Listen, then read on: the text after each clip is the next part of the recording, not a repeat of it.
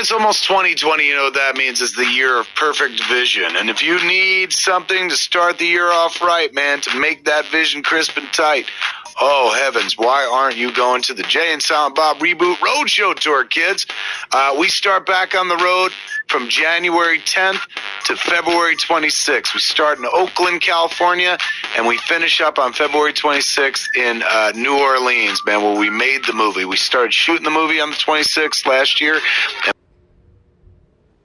26th of this year, February. Between then, whole bunch of dates, man. We're going to places like Olympia, and we're going to places like Spokane, and we're going to places like Edmonton, Medicine Hat. All the dates are there, man. Go to the RebootRoadshow.com site. Pick up your tickets to watch Jay and Silent Bob Reboot with me, or me and Jason Mewes, depending on where you are, man. Tickets are at RebootRoadshow.com. We'll see you there in 2020 in the future. It's time to babble the fuck on. Live, it's New Year's Babble Eve. With your hosts, Kevin Smith and Ralph Garman.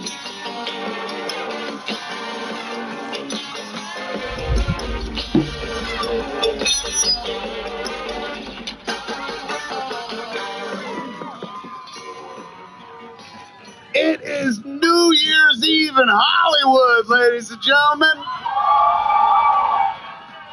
So let's babble the fuck on. I'm Kevin Smith. I'm Ralph Garman. Hey! Welcome to the end of something and the beginning of something else, man. It's like fucking sex. What's it the beginning of after sex? Sadness?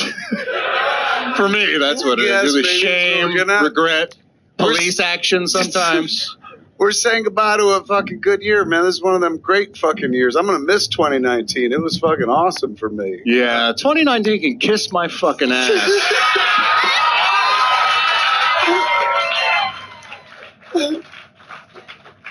I'm in the minority on this one, but No, you had a great year, and I'm happy for you. And as your friend and Babble brother, I'm happy to see all the wonderful things that happened to you this year. Thank you. However, I have not had the same experience. I've been gone. I've been on the Jay and Silent Bob Roadshow tour for a while. I was going to ask you, have you been working at all? You had anything to do? You've been busy? This is like a reunion show. This isn't like a Babble show. This is like Simon and Garfunkel, where they worked together for many years, and there was a long stretch, and then they got concert in the park. They got back together at Central Park, and everyone was happy to see them side by side. It's weird. I see you every night on the tour because I watch the movie every night and stuff, and no matter where I go, when you show up, there's a big from the audience, like people like cheering and shit. Oh. He knows this because I've sent him clips all throughout the tour. He has, actually. It's like, here you are in Orlando. Every clip he sends me. Yeah. So it's weird, like I see you all the fucking time, but I haven't seen you at all. I've been longing. But the version of you that I see on the screen, heavier than the version that's sitting next to me. Yeah, what happened, man? I've lost a little weight. Fucking A. What was it, WW? No, it was WIFE. I lost a wife since we got back together again. Oh, good Lord, have you addressed it yet? I did it on my other show, on the Ralph Report. I talked about the fact that I'm in the midst of a divorce as we're going on. Yeah, it's okay. Man. It's okay. We're still good friends. In fact, she did the show with the show. She did the show with me earlier tonight. Yeah, so we're in a good place. So you cracked the code. Fucking, how'd you do that? Well, there's two choices you can make in a divorce. You can be bitter and angry, or you can say, all right, this is just, it is what it is, and you can choose to be as kind and as loving and as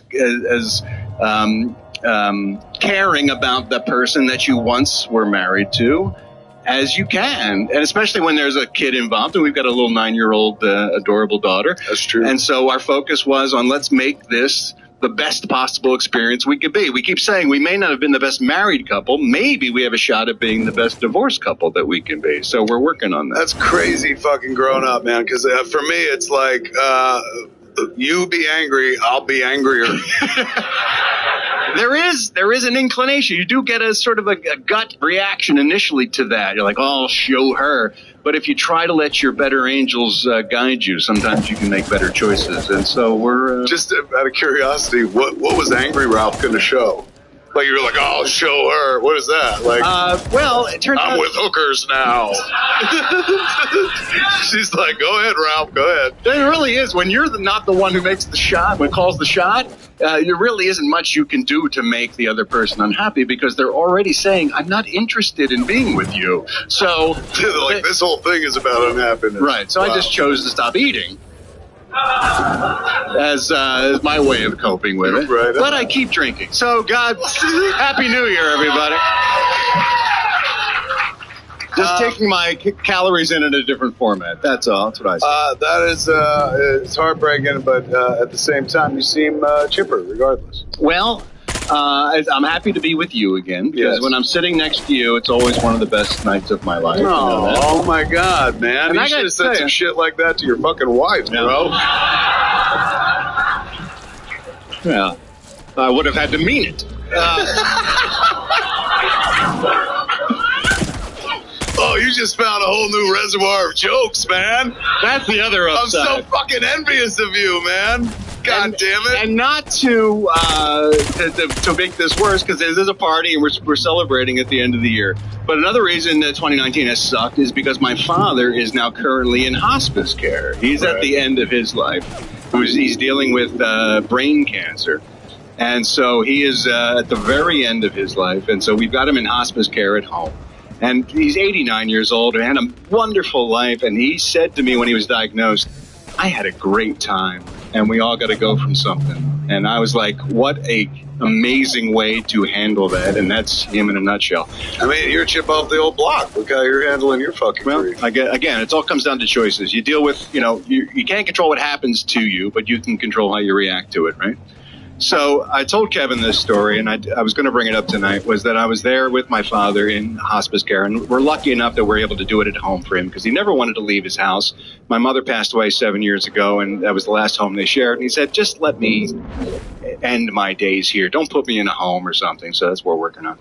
And so when you're in hospice care at home, they have great supportive staff, and they come through, and they have doctors that come through and nurses and stuff. And there was a doctor who came through who is my father's hospice doctor. And I thought at the time, and I didn't say this to him, I was like, what a smart job for a doctor to take, the hospice doctor. Why? Because you can't lose a patient, really.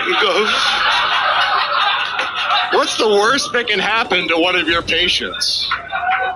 Well, sorry, but your patient died. Well, of course he did. That's the whole idea of this.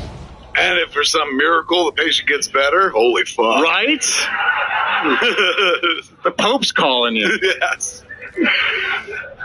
So he comes into the house, and I met Dr. Winter, and he was taking care of my dad and giving us an evaluation and giving him some idea what to expect. And that's all hospice is, really just sort of managing your expectations about the end of life. And so he was great. And that's the strength of a hospice doctor. It's not so much the medicine, it's like how you deal with the family, because you're really their doctor more than you are even the patients. True. And so he's doing stuff, and he told us what to expect, and we had a long conversation.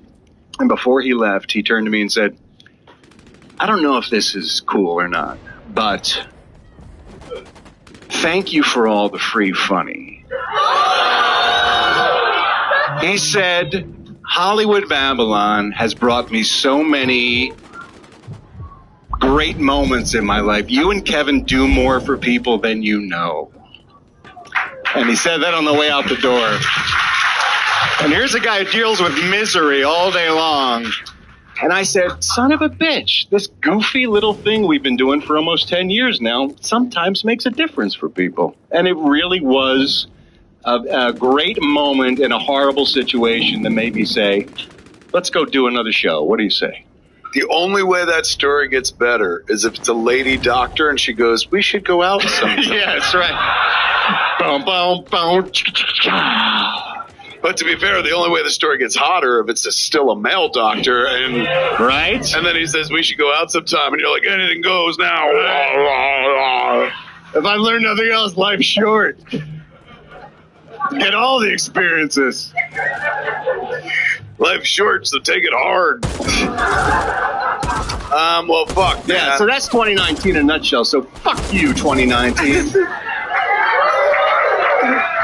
But 2020, shit's gonna be on fire. Yeah, it's gonna be visionary. On fleek, as the kids say. No, do they still say that? I have no idea. I think they stopped when they stopped dabbing. Oh, really? What do you got plans for? What are your plans for 2020?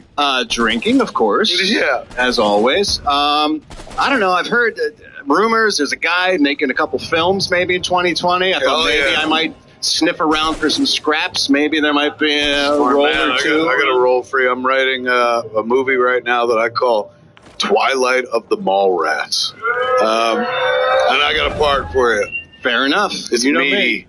You know me, huh? I'll show up. Okay. I will carry a spear. So that's your plan, is like fucking... To live off of you? Yes. So you better have a great fucking year. That's all I'm saying. I'll try. Yeah. Fuck. I'm going to go back to work. I know. You're right back on tour, aren't 10th, you? I go back out on tour with Jay and Silent Bob Reboot Roadshow tour. We're only halfway done. I've done 37 cities so far. 37? Yes. Oh, sorry. And 60 shows in 37 cities. So now we've got 25 more cities left to go. How tempted were you to stop at 37? There was a part of me, but like, I mean, the only problem with the tour is you can't go everywhere. That people are like, please come here, please come here. We're going to a lot of fucking places. I know you're a fan service guy. That's what you do. It's amazing, dude. Every night, it's like going to a church where I'm both the priest and Jesus. Like I come off like so. I feel so smart at the I sit there with people that laugh at every fucking joke. Like I tell Josh and Liv, because they're our tour managers, that they go around everywhere with us, and it's very punk rock tour. We take an SUV and just fucking drive around because we were supposed to fly. But Jay was like, it's a fucking road show tour, man. Let's take it on the road and drive and shit. He's like, I fucking love driving. I'll fucking drive. I don't care and shit. Did you say, here are the keys, I'm going to fly. I'll see you there. I mean, his fucking gusto was like, yeah, maybe we should fucking all just drive, man. That's kind of punk rock. Problem is, he's like a fucking infant. The moment you turn on a car, he's like... So he hasn't driven the whole time. It's me and Josh driving and shit. And when I'm driving, people drive past us and shit. And they'll look and see me driving and see him leaning against the window, sleeping and shit. And you see this expression on their face like, I would have thought the other one drove.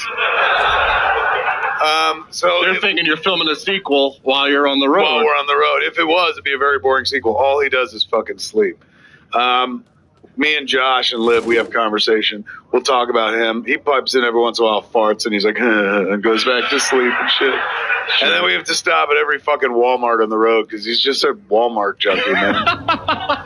Gave up heroin almost 10 years ago and shit, but has not given up the heroin that is Walmart. Sure, who can? All those free samples. Really. Yeah. So it's been fucking fun, man. So we go back out January 10th. And, I've enjoyed driving. It is kind of like punk rock. Beats flying and shit. It's kind of nice. But there are some nights where we were doing it like a band, man, where it's like you fucking get like off the stage and then we would drive like 3 hours, crash at a hotel, then get up, drive another 4 hours to get to the next gig just in time for a day where we had to have like 3 shows in a row and shit. It was great, but every one of them, like, I never was tired, man. It's just like, I told the kids, I was like, I'm pretty sure I did die during the heart attack and that this is fucking heaven, because in heaven every night my movies play to a packed fucking house. That's true. And they get every single fucking joke and shit like that, but that means the whole audience would be dead too, so that's really creepy.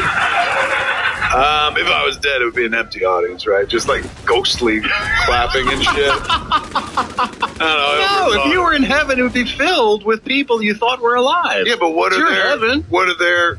That's not their heaven. No, that's their hell. Exactly. Yeah. Imagine if like you, maybe they're all really bad. You are in my audience and you're like, look, A, I'm glad to be in heaven.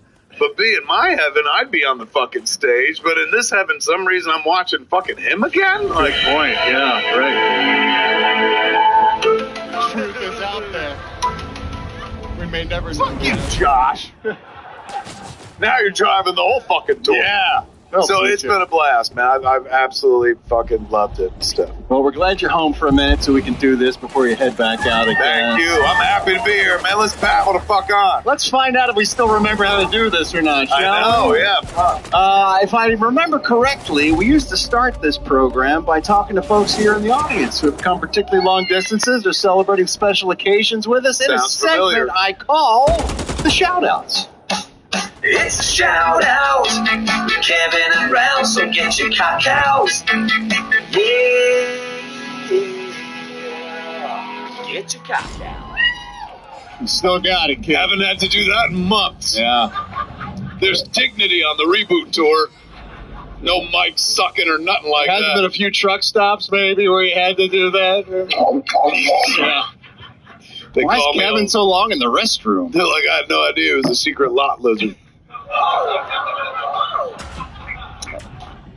Brandon Rohrbacher. Brandon, where are you here tonight? There he is. Hey, Brandon, how are you? Brandon says, this will be my 4th straight year for Hollywood Babylon New Year's show, 6th year overall. Fucking How many A. years have we been doing the New Year's show? Ask him. Yeah. 6 years? It's been 6 years New Year's?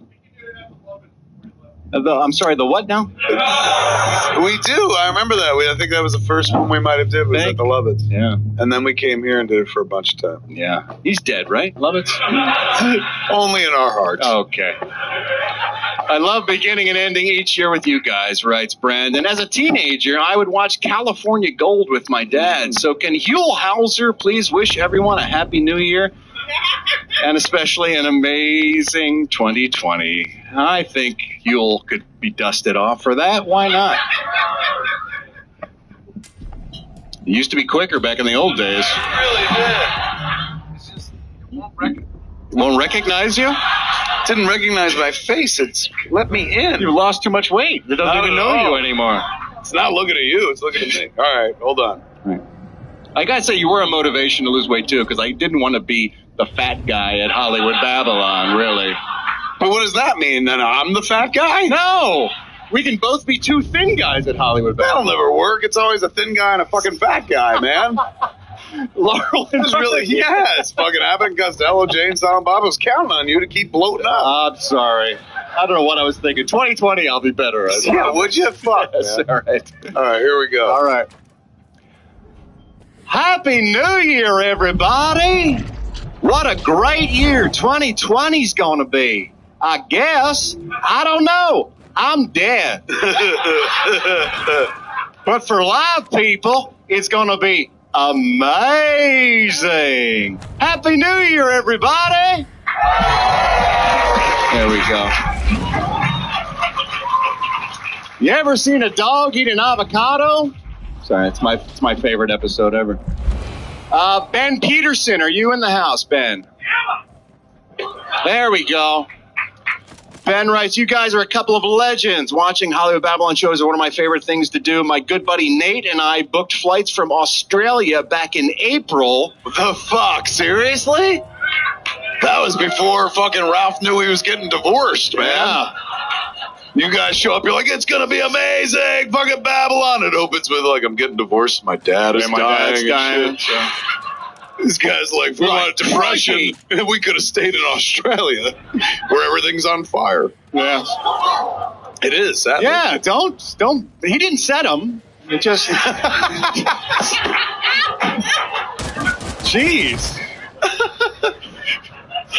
Thank you, man. You're you know? welcome. I got your back. About fucking time someone said it. Josh and Liv were just in Australia. Because Liv's from there. Liv's from Australia and stuff, and they said the place was on fire. You vouch for that shit? Yeah, it sucked. Yeah. There you go. Even the parts that weren't on fire, it was still hotter than hell, right? Yeah, about 100 degrees every single day.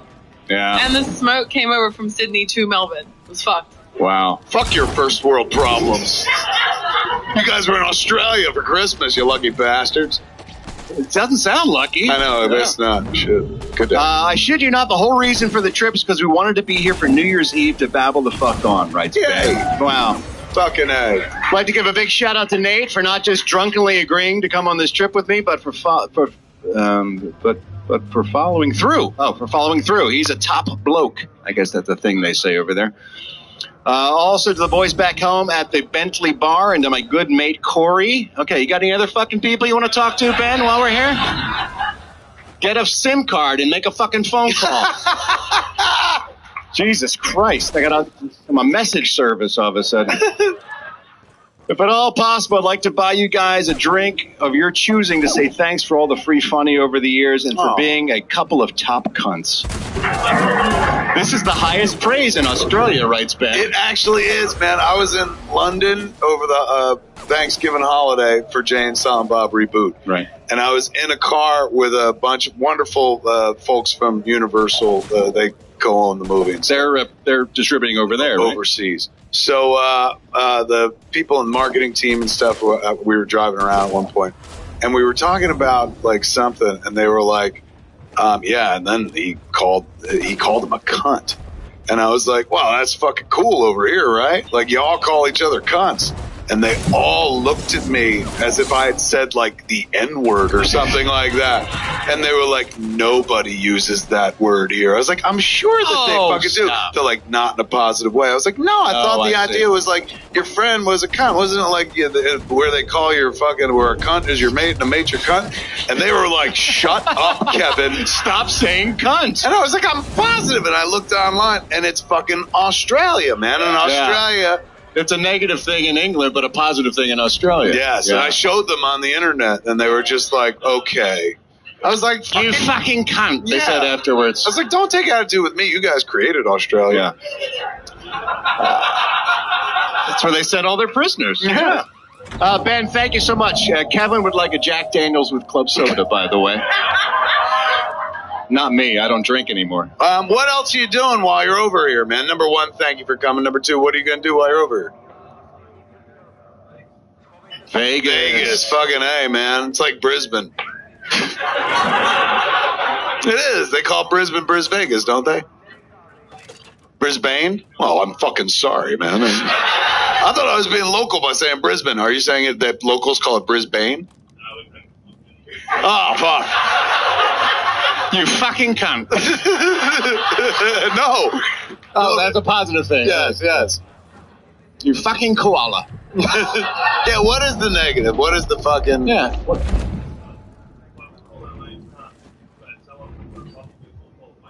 Oh, mate. Oh, so when you get angry at somebody, like, listen here, mate.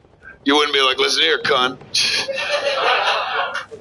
That's very backwards, man. Yeah. It's like the flushing of the toilet. It just goes the opposite way. The opposite direction.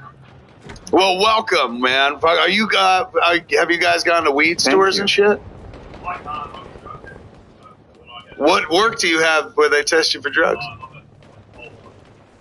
A coal miner? A coal miner? And they won't let you drug smoke? test you for coal miners? Jesus Christ, if I worked in the middle of the earth digging out coal, I'd do every fucking drug imaginable. I'd be fucking smoking coal, man. Well, you would, sure. I seen that Loretta Lynn movie. That job looks hard, man. Yeah, that's... All right, so you can't smoke. What about you? You get fucked up. What line of work are you in, sir? I'm an airline pilot. Qantas never crashed. Right. Because they're always high. I got my own weed strains, man, thanks to the good folks at Caviar Gold. Snoogans, Snoochie Boochies, and Berserker. They sell this at their Barium. They sell this at Be Real's Dr. Green Thumb stores. But this one is for you. This is the last joint of 2019. The last joint of the decade for you. Catch! Excellent job! Long live Australia! Oi, oi, oi! Would it be funny if it was the joint and came back to the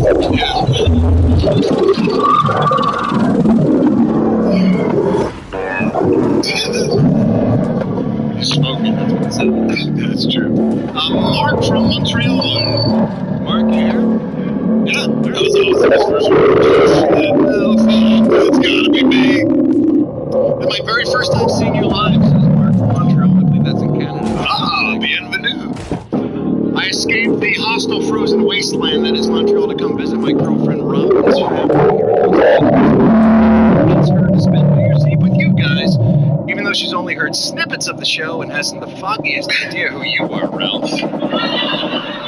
Well, now it's real easy. Ralph's the divorced one. Yes. That's how you can separate us now. Number one, fucking good for coming out here for Thanksgiving. What is it? It's New Year's, Kevin. Thank you. Wow, it's been a while since we've done this show.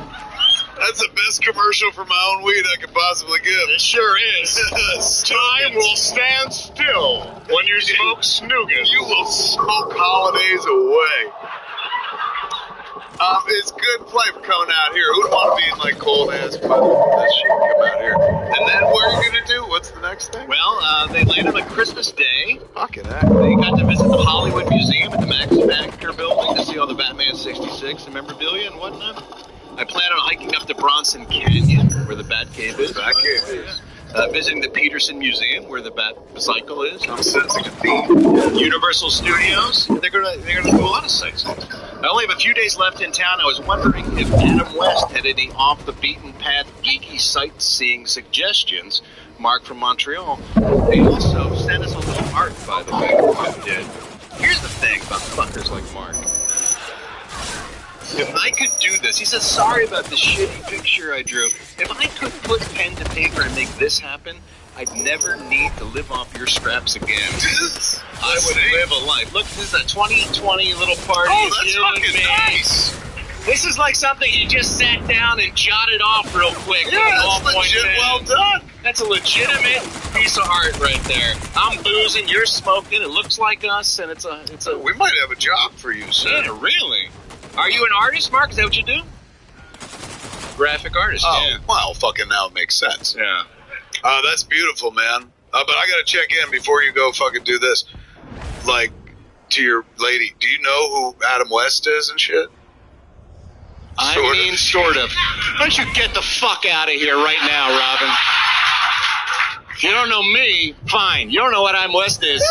Get right the fuck back to Canada. I appreciate your Canadian honesty.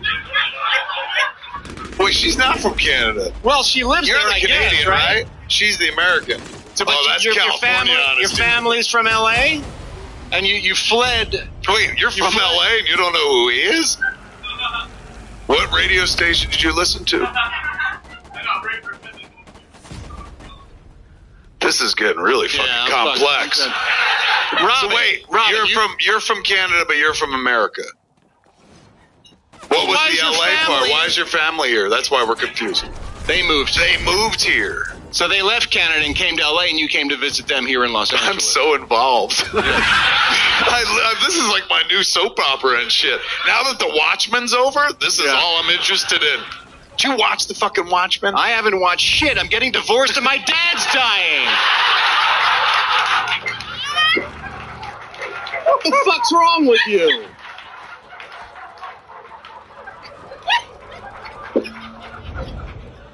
Some time for your pop culture bullshit. Sorry. Living a real life right now. I forgot. My bad. Sorry. Shit just got fucking real, man. Fucking Montreal real. Fuck. Jesus Christ. No fucking time to jerk off Baby Yoda. I got real shit going on in my life.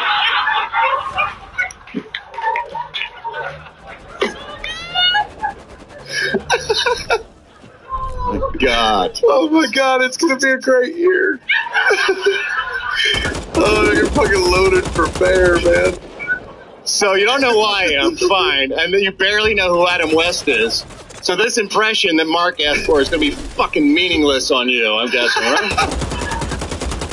But your name's Robin, so I got an in there. So I got that much going on. So this is for you, Mark. Hold on, I gotta shoot the machine. How long you been dating this girl, Mark? A little over a year. It's enough.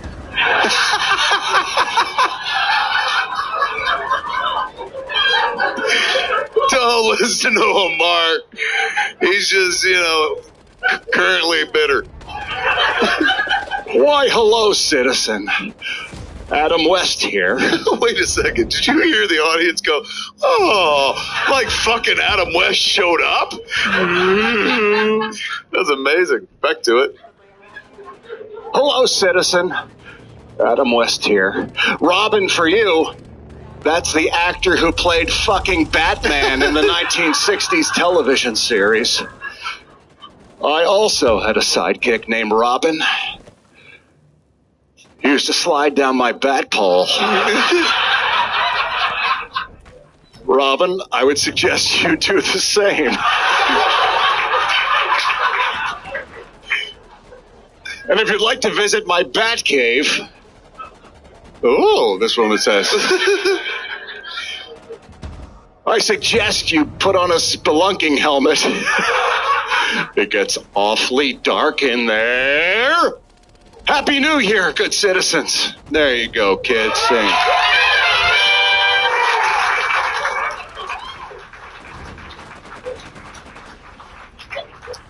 All right, we got to move on. We're going to be just done with the shout-outs, and it's going to be New Year's Eve. Yeah, I know. Well, we spent the first 45 minutes lamenting. I know.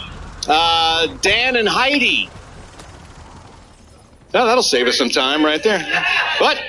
Yeah, Dan and Heidi. What, were you fucking busy? Were you doing a crossword puzzle? Holy We're up shit. here doing a show, Dan. You literally didn't hear me say Dan and Heidi, and your names are Dan and Heidi.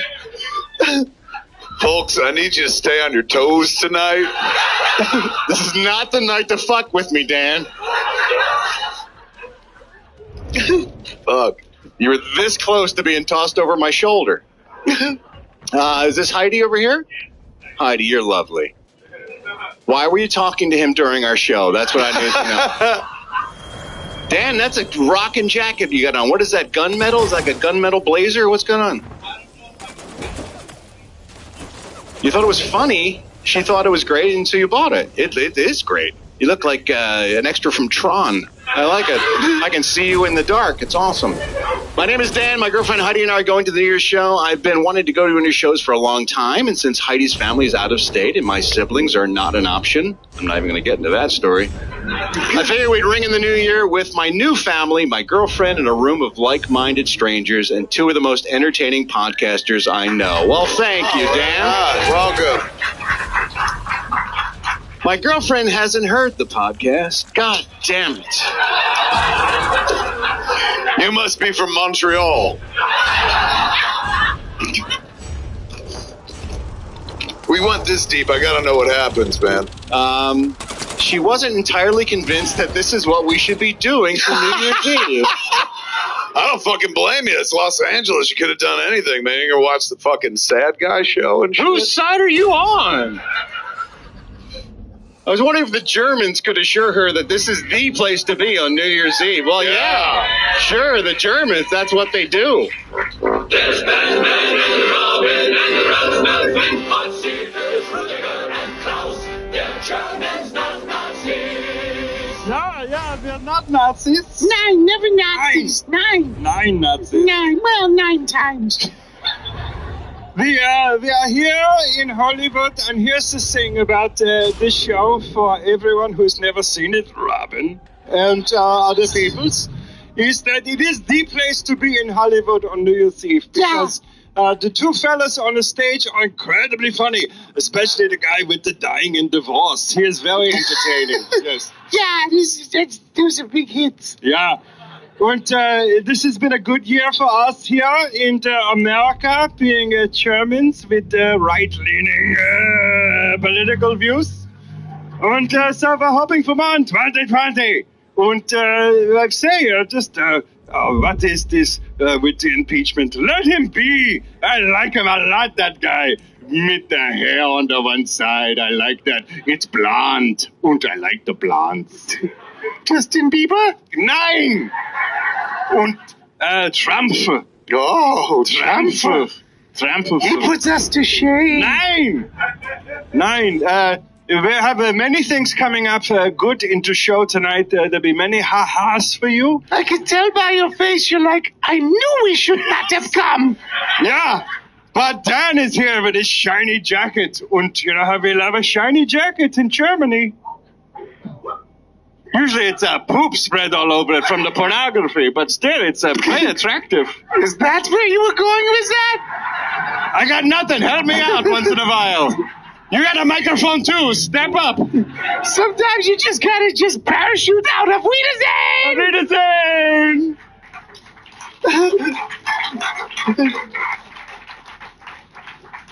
Colleen and Paul and Alex. I really froze up during that. I'm going to tell you why.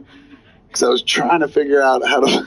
I was trying to figure out how to fucking sing Beauty and the Beast in that German voice. I know. So you're working on a bit in your head. Yeah, man.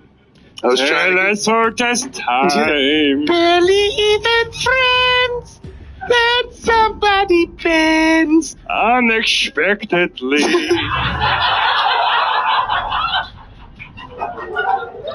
Give me a heads up next time. I'll help you out. It's funny because that used to make you cry, but now your heart is dead. Yes. So... Good luck. You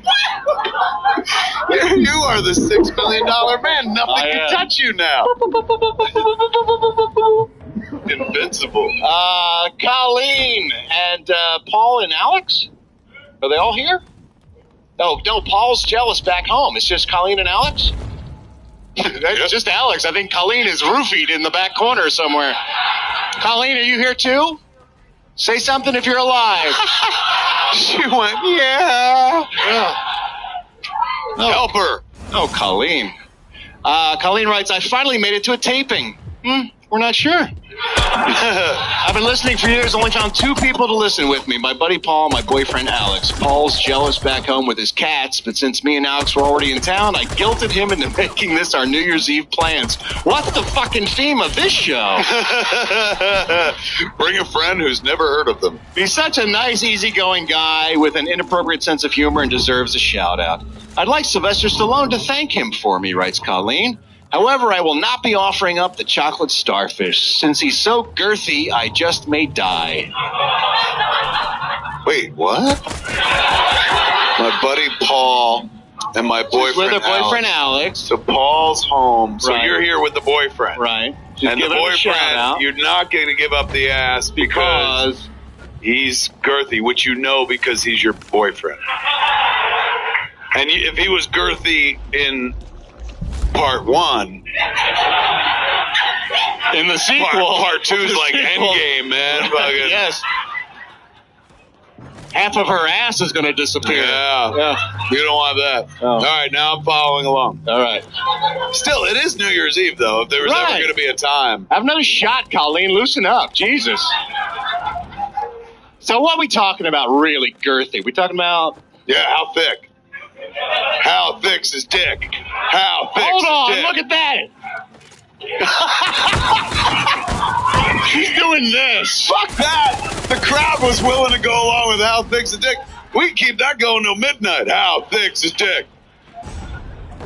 Wait, no, how thick is it really? Like a Coke can? Oh, stop it. It's not that big. Well, now I gotta see it. That's like an ankle. That's not a penis. Does he put his foot up your vagina? Girthy, man. I wish one time someone would say that about my dick. Oh, it's girthy. I never hear that. I always hear like, oh, it's...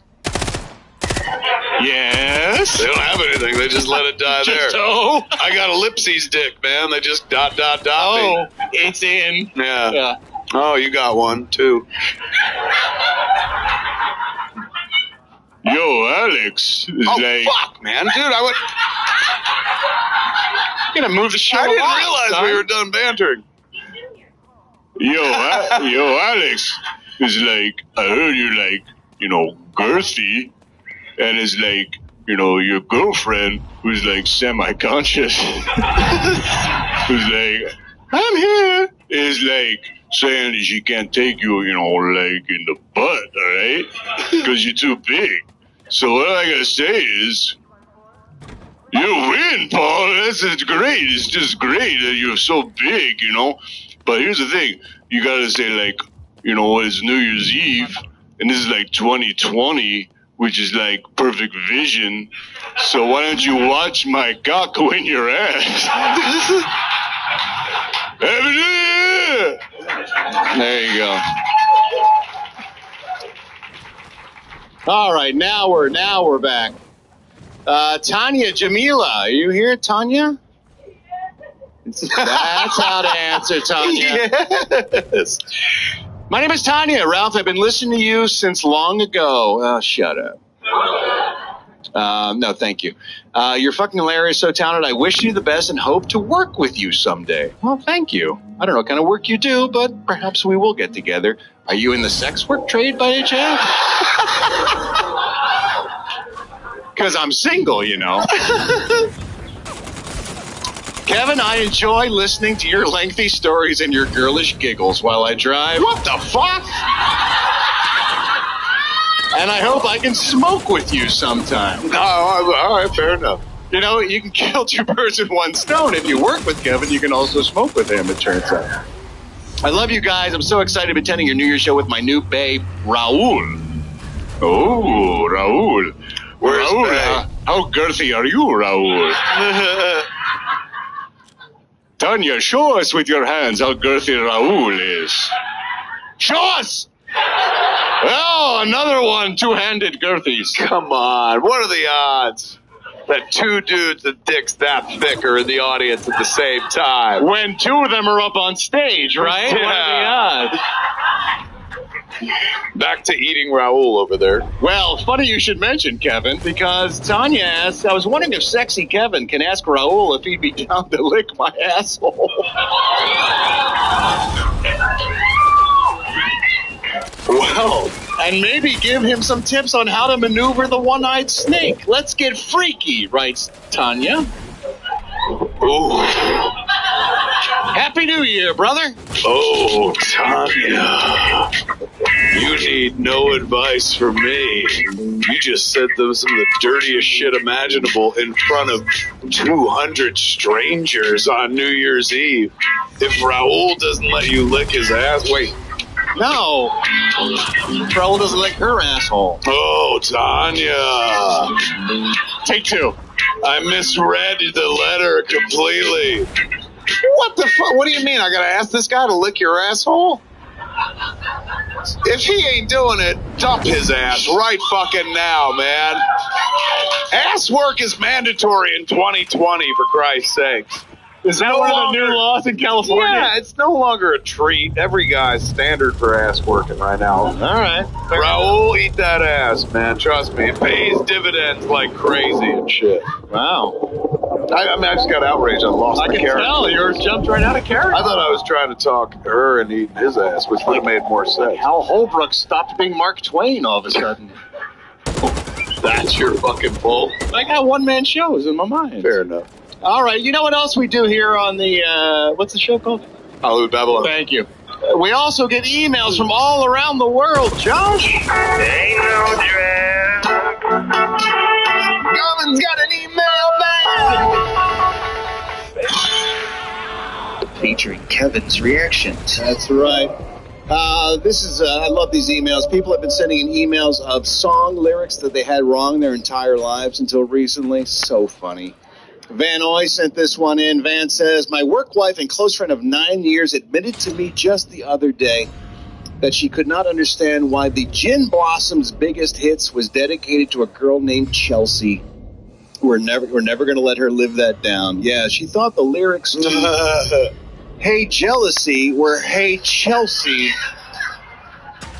Here's the thing about Hey Jealousy by the Gin Blossoms. It was on every fucking radio station every 5 minutes for about a year and a half, and it's called Hey Jealousy, and they say the fucking word about 18 times in that song.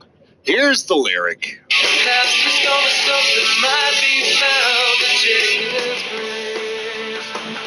Chelsea. No, I don't see it at all. Hey, Chelsea. Hey, Chelsea. Hey, Chelsea. Come on. Hey, Chelsea. Chelsea is the 2020 version of Becky with the good hair. Yeah, I guess so. Thank you, Van. This guy's name, do you really think it's Van Noy? What am I missing here? I'm just like, wouldn't it be amazing if Van Noy lived in Van Nuys? Oh, that'd be awesome. It would be.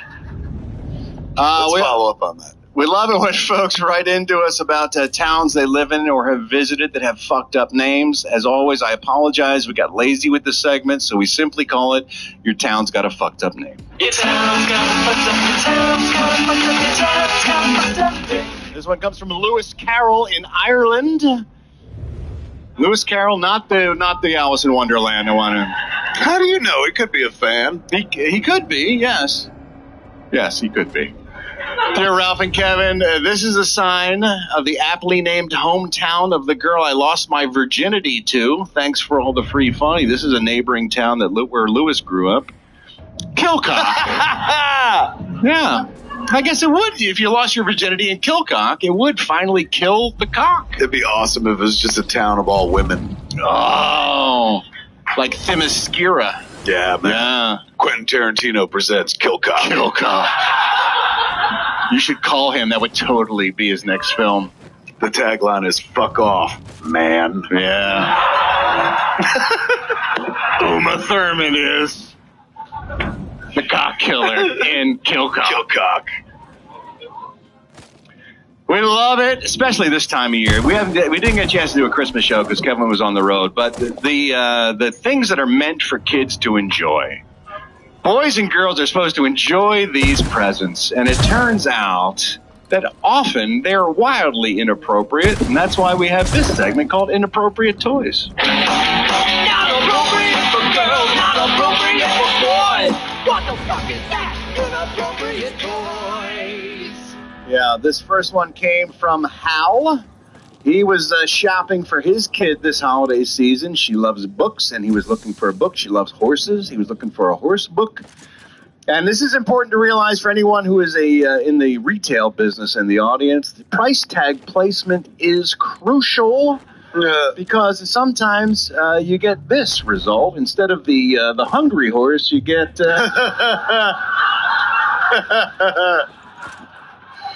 Now I really want to press the button. Yeah. I want to hear the story of the hung horse. Fuck. Find out what happens. Press the button, just get squirted in the face and shit. I think Colleen wrote that book, if I'm not mistaken.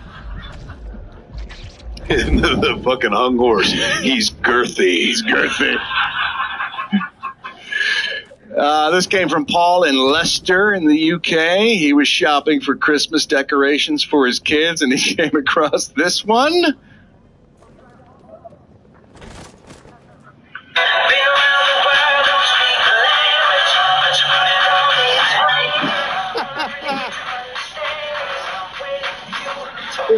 Yeah, it's a twerking bear. A twerking bear.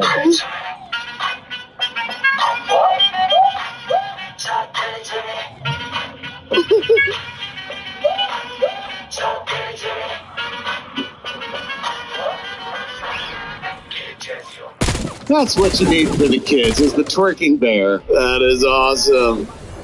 It's Jason Derulo. Yeah, who has a massive cock, by the way, Jason Derulo. What do you mean? He was the one who was booted off of Instagram because he took a picture of himself just in his underwear, and they said, no, your penis is still too impressive. You have to go. They can throw you off Instagram for that? Because he was too impressive in his underwear. Wow. That's what he said. I know they fucking took it off him in Cats. You can't be... in Cats, well, yeah, sure. Nobody will see it anyway. You know what else they erased from Cats is all the box office money. That twerking bear is hot, man. Last time I saw one of those was over in Boys Town. No, that's a different kind of bear, Kevin. His name was Sam. Might as well just get Mrs. Claus. He was a power bottom. It was amazing. So he could really fucking twerk, man. Wow, this is way too much information. These are going to be your options in this new single world. You're going to get to go on adventures that I've only fucking dreamed about, man.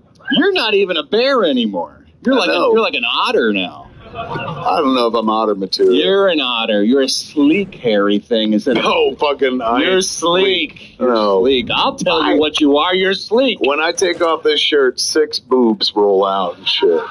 I've never been more turned on than I am right now. That's what single life has led me to.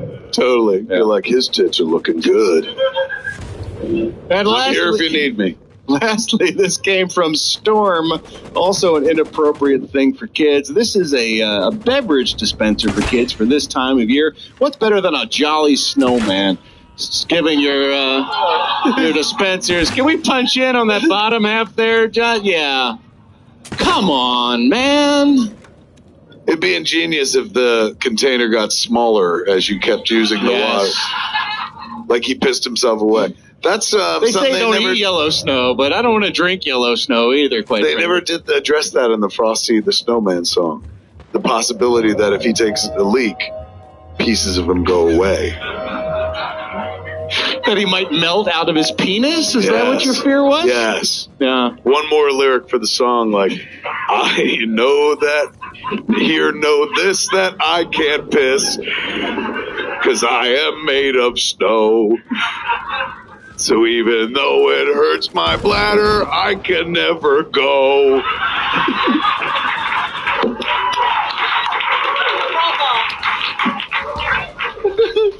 Frosty had problems.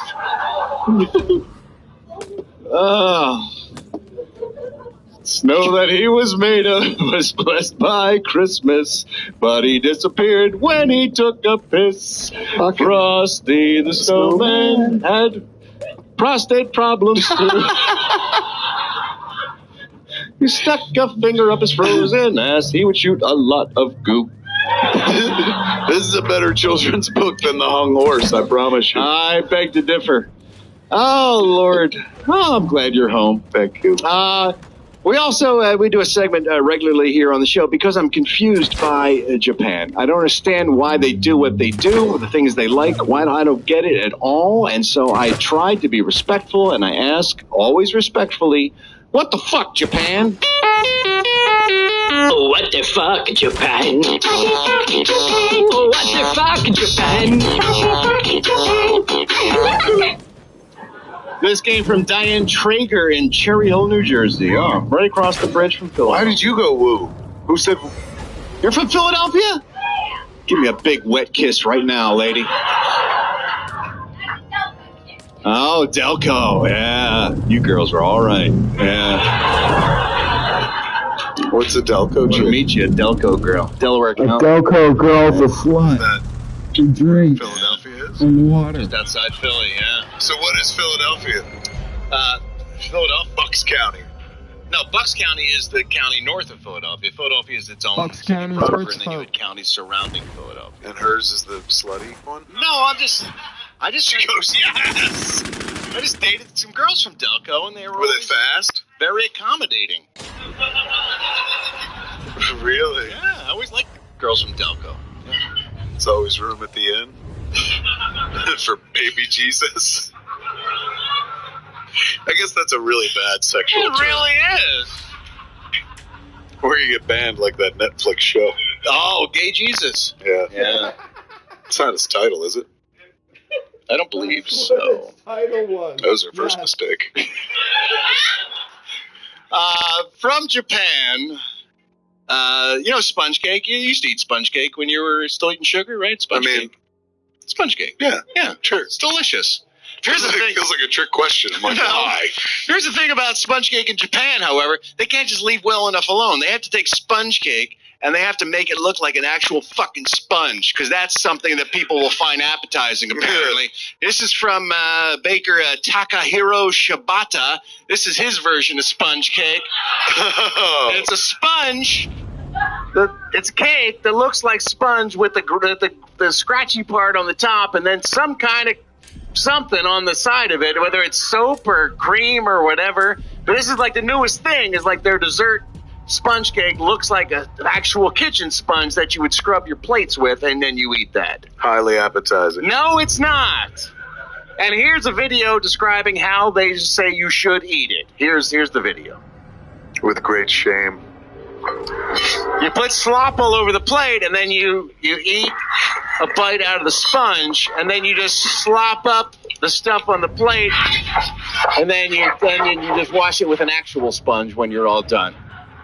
Why the fuck does that have to happen? Can't they just eat a piece of cake in Japan? I got only one question. Is it vegan? No, I have no idea. It's awful. Speaking of awful, boy, a lot of people died in a hurry to get done this year before they got out. Is that right? Ton of people died. We got a lot of Tinseltown stiffs to get through. Oh, shit. And now another edition of Tinseltown Stiffs. They will be missed. A lot of people to talk about before we get to the end of the show. These are all people who worked in show business who left us too soon, but left behind bodies of work that we'll know for many, many years to come. Starting with Willis, Grammy-winning songwriter who was so talented, 72 years old. She wrote a ton of hit songs. She was a Grammy winner, inducted into the Songwriters Hall of Fame in 2018. Wrote for Earth, Wind & Fire, September. She wrote the music for September, yeah. Boogie Wonderland was also her song. She wrote Pointer Sisters' Neutron Dance. Love that song. Dusty Springfield's What Have I Done to Deserve This? That the Pet Shop Boys later also did. That was originally done by Dusty Springfield. She guest starred on that hit single for the Pet Shop Boys. Really? Yeah. Patti LaBelle's Leave Beyond from The Karate Kid, You're the Best. Contributions to the Beverly Hills Cop soundtrack. She scored the Broadway musical adaptation of The Color Purple. She worked on that as well. What an amazing lady. Here's a picture of her. There's Allie Willis right there. Also known as quite the character around Hollywood. Had amazing parties. Our own Josh Roush worked with her. Is that right? He shot a little documentary thing with her. Right, Josh? Yeah, she was, sorry, it's a little tough. She was a client of mine, and we did a little, like a mini documentary on the making of September. It was like a live kind of engagement where she described it and had several other musicians play the song. Are you fucking serious? Yeah, she was a sweetheart. Yeah. I'm sure she was. I just didn't know that you worked on that thing. That sounds awesome. Yeah, it's pretty good. She had a very, she demanded a high quality work, unlike you guys. How dare you? But We're going to demand a higher quality next fucking show, I'll tell you that much. But she was an absolute sweetheart.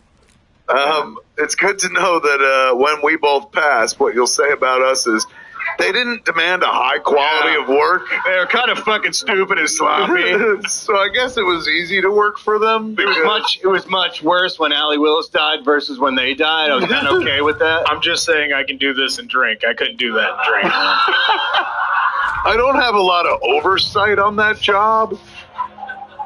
But because of the power of television, her best-known work will probably always be a theme song she wrote for a very popular sitcom. Alf. No. I know which one. This one.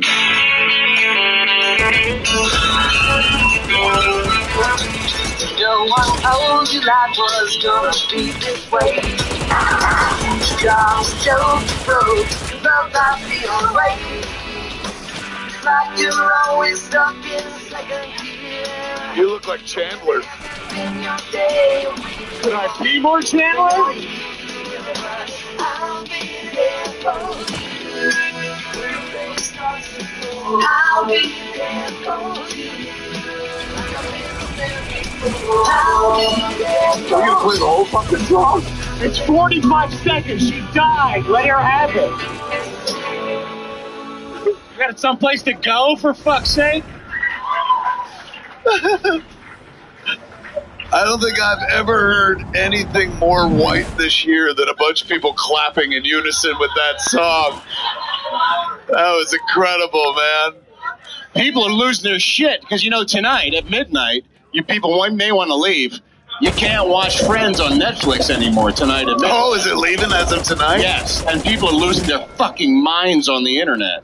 There was a whole list of tweets saying, well, fuck 2020. What point is it? I can't watch fucking Friends anymore.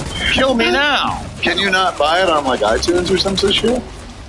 You son of a bitch. I mean, it's not like it's going away. It's going to cost you $400 to buy the entire run of Friends. Just buy the episode you like. You rich motherfucker. Just spend $400 by every episode on Amazon Prime. Some people need to binge economically. Fair enough. They'll be able to buy it on one of the many apps that are coming this year in 2020. Actually, it'll be on the HBO Prime Plus HBO Max app? Max. That's where you get to watch Friends again? But not until May. So how are people going? Oh, fuck. How are we going to make it, Ralph? Right? How are you going to know whether they were on a break or not until fucking May? We were So all true. Fuck friends. Friends, seriously though. You people with the Friends obsession, with the pop-up Central Perk and all, go fuck yourself. It was Jesus Christ. Speaking of fucking yourself, this guy, Lee Mendelson, the guy who produced the Peanut specials, this fucking guy. Why fuck him? Why? The Peanuts have never been funny fucking once, ever. They don't have to be funny, man. They're national treasures and shit. You know why they're national treasures, Kevin? Why? Because there was nothing else to look at for a lot of years. And then they got grandfathered in. It was like, well, we have to love the Peanuts because in 1962, when the first special came on, no one gave a fuck, and there's the only thing we could watch. And now, Christmas time is here. Go fuck yourself. You're a suicidal Christmas song. This guy, Lee Mendelson, the first producer of all the Peanut specials. He did all the Peanut specials. He did all of them. He's a all those legend. fucking humorless, dour, fucking half hour. They're classic. Depressing, suicidal half hours of television. The little boy has cancer. Leave him alone. Then he went on to do Garfield animation, and then he did all the Kathy animated specials. He specialized in not funny comic strips.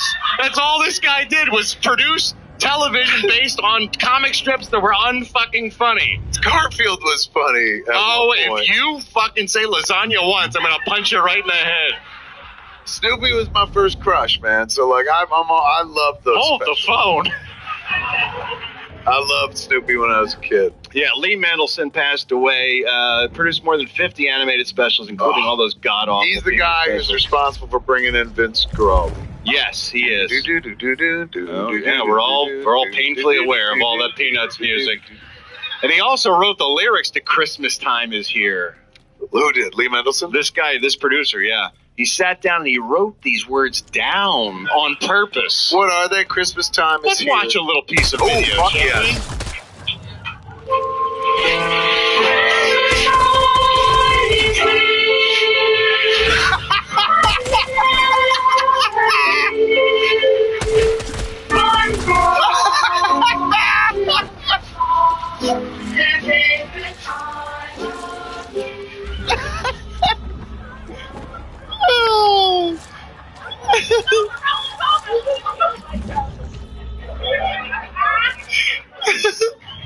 There's a rousing Christmas tune for you to put you in the spirit.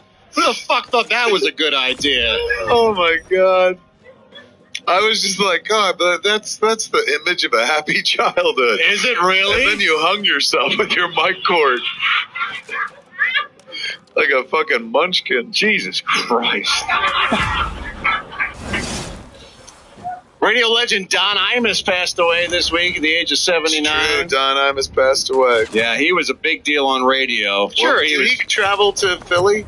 He was everywhere. He was international for a minute there. But I mean, back when we were kids, like I knew him from 66 from WNBC. WNBC, yeah. He was on there with Stern for a minute, then he went to WNBC. Before Stern, he was the guy. He was the original shock jock. He was. And then Stern came up and was like, fuck Imus. They had a very tempestuous relationship. Beyond tempestuous. He said, Howard alleged that Imus was all sorts of like racist and sexist behind. Well, the word doors. is he was awful. He was an awful human being, but he was very successful. And then he referenced the Rutgers University women's basketball team as nappy-headed hoes, and that was the beginning, the end of his career. Yep. And now he's dead, and not many people are sad. Well, his family, of course. Sure, yes. Totally. And he must have had fans at the end or something like that. Still better than that Lee Mendelson motherfucker. No matter what he said, you know what he didn't write? Christmas Time Is Here. How is that a song that anyone wants to hear at Christmas? Do you think there's a way to take those lyrics and make it fun? Christmas Time Is Here? Yeah. Christmas time is here. Whatever the fuck the words are. But you know what's not fun? Christmas time is here. Not the fucking Children of the Corn chorus singing that. Zombie children singing that song. What the hell were they thinking? Here's a guy who knew how to write a song. Jerry Herman. He was a Broadway composer. He did Mame. He did La Cage aux Folles. He did a ton of smash hits. He was 88 years old, and he passed away this week. Best known probably for writing the words and music to Hello, Dolly, one of the biggest smash hit songs on Broadway. Wow. Remember this, Barbra Streisand?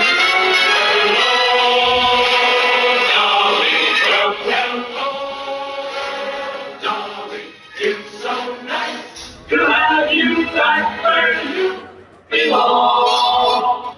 Even people don't know that musical know that song. Yeah. Right? That you're okay with. There's Peanuts you shit on, but that you're okay with. That's uplifting. It's fun. It's joyous. Hello, dog. No, exactly. That's what it's not. Plus, if you ever get to meet the Dalai Lama, you can go, hello, Dolly. Well, see? It makes multi-purpose. I think you and I, for next Christmas, should do an album of Christmas songs. Every song done as the Peanuts. Christmas time is here. Santa Claus is coming. Everything about those specials are awful. Why do people still like Peanuts? Why? Away in a manger. Fucking death. We will eat your soul. You know what's sadder than people dying? It's people dying that I used to masturbate to. That's always sad for me. I thought you were going to say what's sadder than people dying is some people living. No, there's that. But when I see someone die that I used to masturbate to, it's a special kind of sadness that I get. My penis gets loss, sad. yeah. Yes. And such was the case this week with Claudine Auger. She was a Bond girl from a movie called Thunderball, one of the great Sean Connery James Bond movies. She played Dominique Derval, or Domino, as she was known in the film. She was the sister of the pilot that was carrying the atom bombs that are stolen by Spectre. And they kill him, and Bond tells her about the fact that they did that and enlists her aid to try to stop Spectre from blackmailing all of the countries that pay money to get those bombs back. And she was a stunning woman. She was a Miss France. She was in the Miss World pageant, and she was plucked out of a cast of a number of actresses who were fighting for the role, including Julia Christie, Raquel Welch, and Faye Dunaway were all up for the role, and she won it. Wow. She passed away at the age of 78 this week. Here's a little bit of the James Bond movie Thunderball featuring Claudine Auger and Sean Connery. This is a Geiger counter. You press this lever. If it starts clicking, it means the bombs are aboard. What do I do then? Go straight up on deck. As a disco volante is being watched, you'll be spotted. Varga's behind you. Really?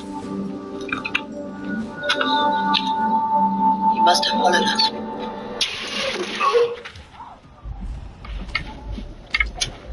I think he got the point. I think he got the point! God, I want to fuck Sean Connery so bad. They both look strikingly young. The thing is that that movie's from our childhood, so I remember that. That doesn't seem that long ago. Yeah, I know. And now it's like, wait, that lady? I was like, that lady can't be 73, but she wasn't. 78 and she passed away. Well, she wasn't 73. She was 78. That's right. Yeah, she was even older. What a fucking shame, but there it is. Forever. There she is. I get it. I can still masturbate Thunderball. to her. Don't get me wrong, and I still will. And I was doing it while we showed that clip. But she's no longer around to appreciate it. That's true. She'll never have to know. Now she'll watch you. From beyond. Yes. Yeah. You were always a fan. I would love to have ghost sex with her. That'd be great. Ghost sex. Like that Dan Aykroyd blowjob in Ghostbusters? That's right. Do you think they'll do that in the new Ghostbusters movie or no? I hope so. And then this also broke my heart because I was a huge fan of this guy and his work. His name was Neil Innes, and he was big part of our childhood. Yes, because first of all, he was pals with the Pythons, with the Monty Python crew. He was a big part of their final season of that show. But he was also a very talented comedian and songwriter and singer in his own right. He had a crazy musical group called the Bonzo Dog Doodah Band. But more importantly, he did the first mockumentary, along with Eric Idle from Python, They did a spoof of the Beatles with a band called the Ruttles in a documentary called All You Need Is Cash versus All You Need Is Love. And it was a story of this band called the Ruttles, but it was a step-for-step spoof of the entire career and history of the Beatles. And Neil Innes was so talented, he took all the Beatles music and rewrote parody songs based on all the different iterations of their career from the beginning to the end. He passed away this week at the age of 75, enormously talented. I had a chance to meet the guy once. Where? They did a thing at the Ricardo Montalban Theater in Hollywood. It was a celebration of the Ruttles documentary, and Ricardo was there, and he was there, and a few of the other people involved were there, and he stuck around to do a Q&A, and then he stuck around to meet and greet afterwards, and he was so kind and so nice to me. And I was a huge Beatles fan as a kid, and I was a big Python fan too, so this was the meeting of both worlds together. But here's a little piece of that documentary. If you're a Beatles fan at all, hell, if you like Spinal Tap or any of the Chris Guest stuff or any of the stuff that came afterwards, kind of where it started. You owe it to yourself to watch All You Need Is Cash, because it's kind of brilliant. Here's a little bit of Neil Innes' work. They are playing a Beatles band-esque band called the Ruttles, and this is a song based on the early career of the Beatles called, I forget what this one is called, but you'll see.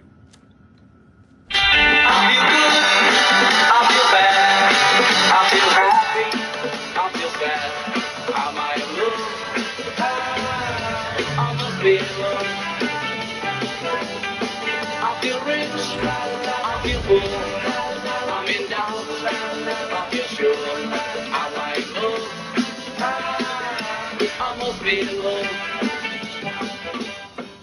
Great thing about this documentary is that George Harrison, of course, was a big proponent of Eastern religion and the sitar and everything. They had an East Indian actor play the George Harrison role in the band. I mean, there's all kinds of funny gags in that show. It's actually like a legit good song. It's a legit pop song, yeah. And it's just so talented. 75 years old, he passed away. Legendary fucking life. He was also doing the Holy Grail, but did Brave Sir Robin. He sang Brave, Brave Sir Robin. He was the troubadour. Yeah. Yes. He bravely ran away. Yeah. Shut up. Gone too soon. Is that it? All the dead people are gone? Dead. Yeah. Huge buckets win of all of them. They will all be missed. And the fucking best part about it is they'll never have to die again. Hey, boys, just so you know, about 14 minutes left. Shut up. We have so much show. 14 minutes left till the end of the year midnight? and the end of the decade? Yes. Wow.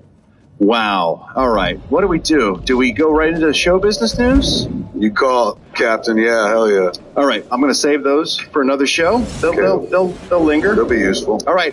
Let's get into the HBO headlines then. How about that, Josh? Can we skip ahead? Give me head, give me head, give me headlines, and give me head. If you think you had a good holiday, you didn't. Not compared to these two guys. These two guys went skiing together. Let's take a look at this picture.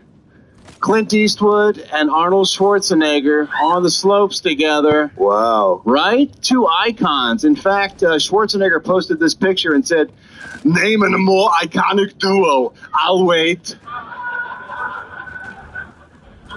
Batman and Robin? Yeah. Jay and Silent Bob. No, I don't know about that. But still, fucking, that's impressive, man. They're both really old. They are really old. Schwarzenegger's 72. Clint Eastwood on the slopes at 89 years old. What the fuck? That's just irresponsible. Holy shit, really? I went skiing for Doesn't that make you feel like a real, man, I should try skiing or something? I went skiing for the first time about a year ago and fucked my knee all up. He's 89, just like, well, I guess I could just go down this. I don't get, there's an empty chairlift. I should talk to it. Just going on. He's at the top of the hill going, get off my lawn. That's right. Wow, man, that's the Terminator and Dirty Harry skiing together. It's a little weak. What do you think, have they known each other? I can imagine. I mean, the governor was a Republican governor, and I know Clint Eastwood was a big Republican. Mayor at one point of Carmel, California. Yeah. So I guess, but it's just so weird to see him side by side. But that's cool with me. Sharon Stone is in the news. She has been blocked from the Bumble dating app. What the fuck?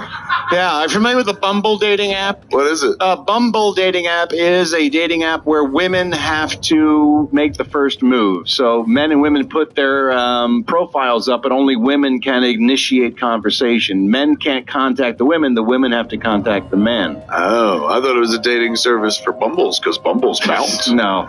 It's kind of like bees and honey, you know? And Yes. so the honey gets to pick the bee. But she was bounced from the site because men kept complaining that there's a woman on there impersonating Sharon Stone. They didn't believe she would possibly be on that dating site, so they kept complaining, and so they shut down her profile, and she had to go to the creators and say, I went to the Bumble dating site, they closed my account, some users reported that it couldn't possibly be me. Hey, Bumble, is being me exclusionary? Don't shut me out of the hive. And so they went back and they reinstated her account. So she's still eligible if you want to go on Bumble and try to get a date with Sharon Stone. That's what I'm getting out of the story, is like Sharon Stone is on a dating app? She's thirsty, apparently, as the kids say. Is that the phrase for it? Yes. And if you're looking to date Sharon Stone, you want to know what she's into. She was on the Late Late Show with James Corden with Elton John the other night, and here's what she said about what she's looking for in a man. What's Sharon Stone looking for, if anything? Big one. Well, that's me out.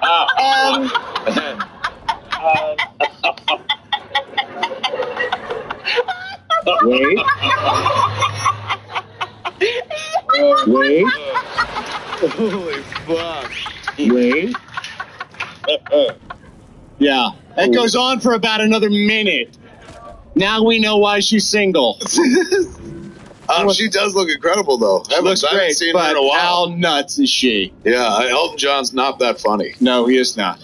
9 minutes, boys. 9 minutes. All right, we got 9 minutes to figure out the last 9 minutes of the last Babylon of the decade. All right, I think we got time for a little Justin Bieber news. Fuck yeah.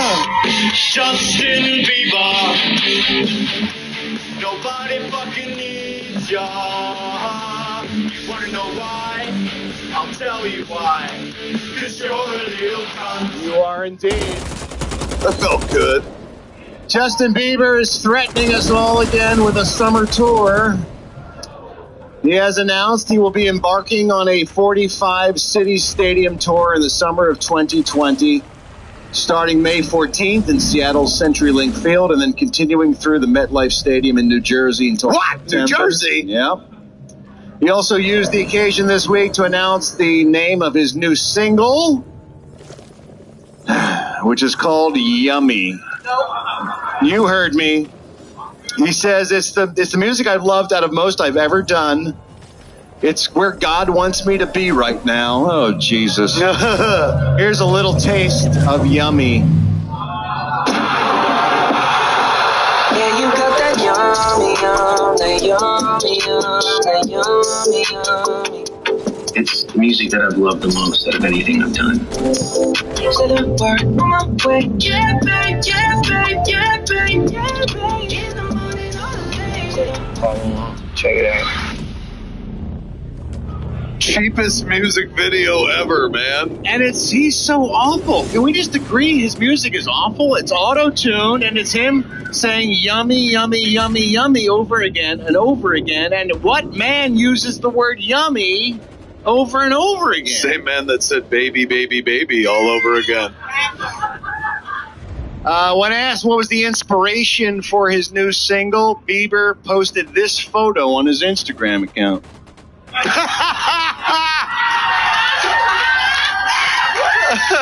So I don't know who's to blame here, but fuck, should have kept my mouth shut. Maybe.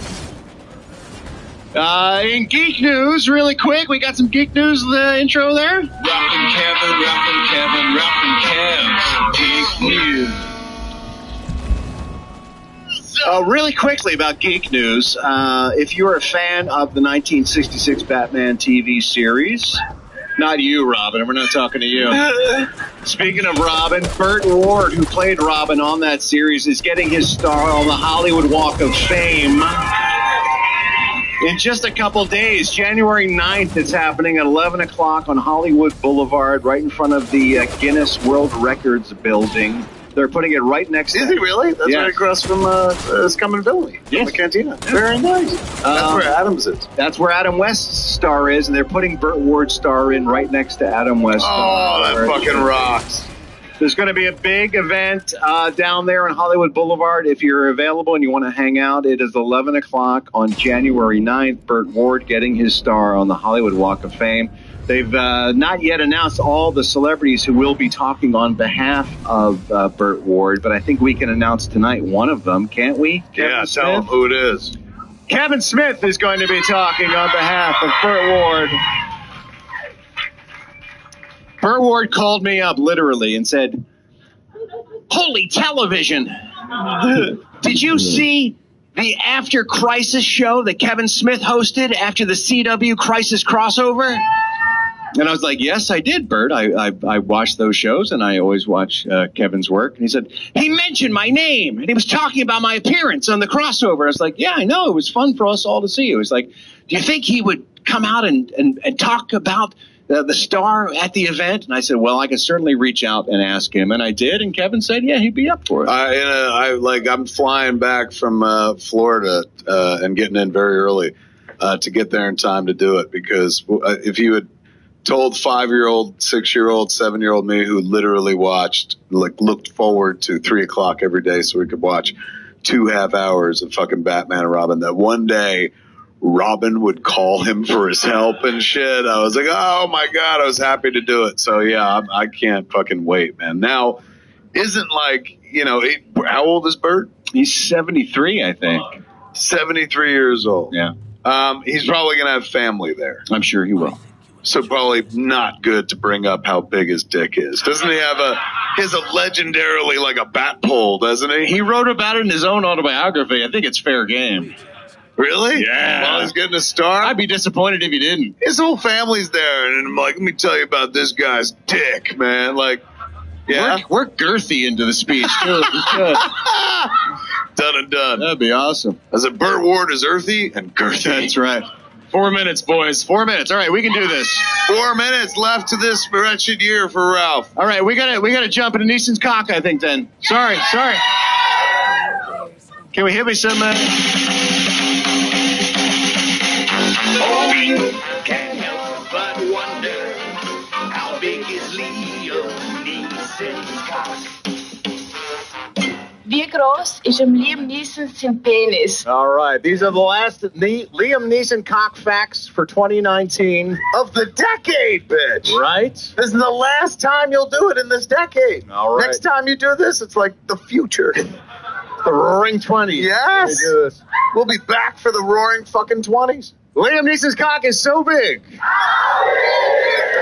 Greta Thunberg has blamed it for 79% of Earth's climate change. You have stolen my dreams, Liam Neeson. Liam Neeson's cock is so big. Meatloaf would do anything for it, no exceptions. Liam Neeson's cock is so big. This year was the only things bigger than Baby Yoda. Yes, I know. I'm wearing Baby Yoda. I know you are, yes. Liam Neeson's cock is so big. It is opening its own chain of chicken restaurants, LNC. Liam Neeson's cock. I think we have a picture of the table there, don't we? Have that? Oh, shit. What every piece of chicken looks like. It shoots 11 herbs and spices.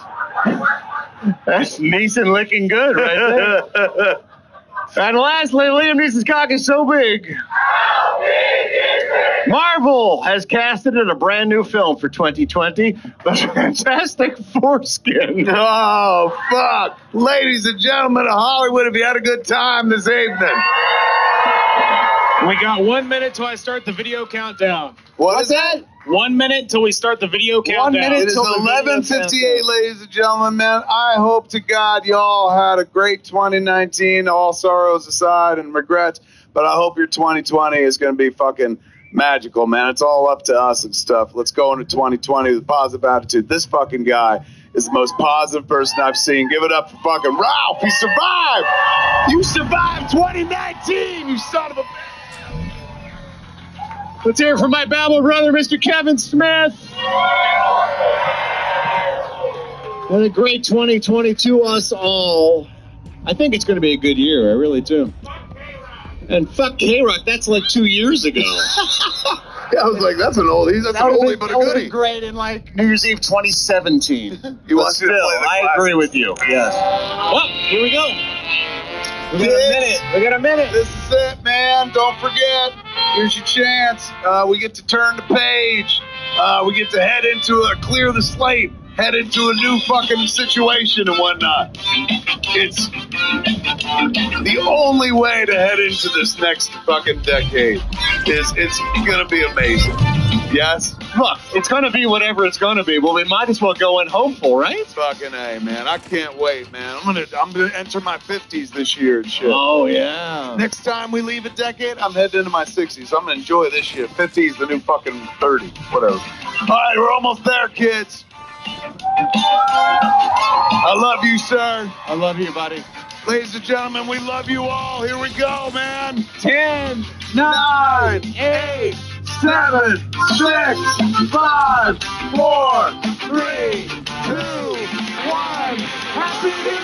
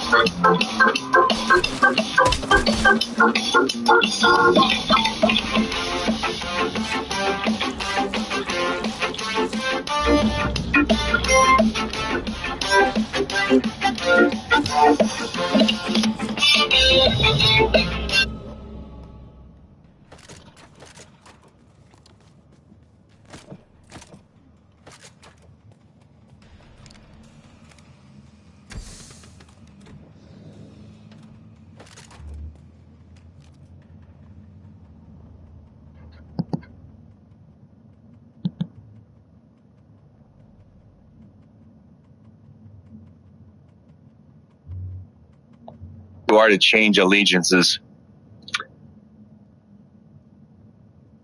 It's time to babble the fuck on. It's Hollywood Babylon. It's time to, with your hosts, Kevin Smith and Ralph Garman.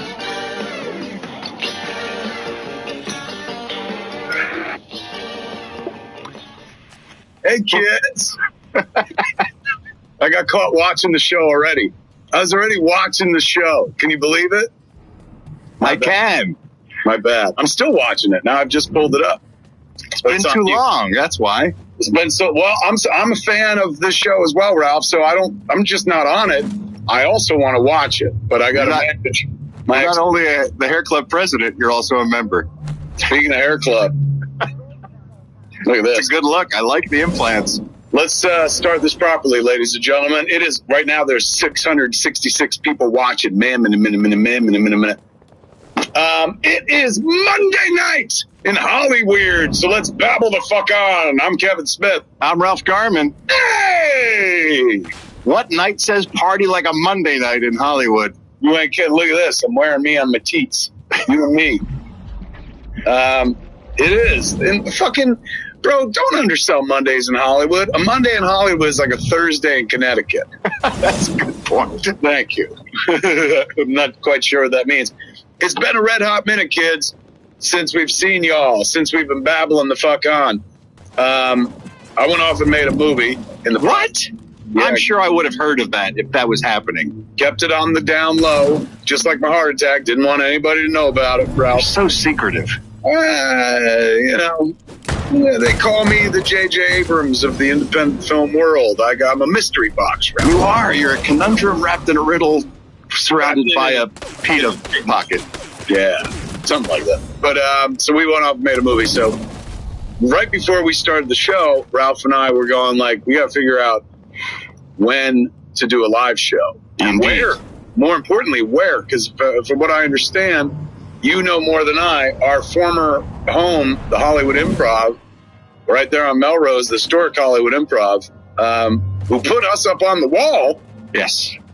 Because at one point we saved the Hollywood Improv, according to Rita. I don't know about saved, but we certainly helped them more than hurt them. But what I'm hearing, Ralph, or via Twitter from folks who are Garmy members, folks who follow Ralph and the Ralph Report.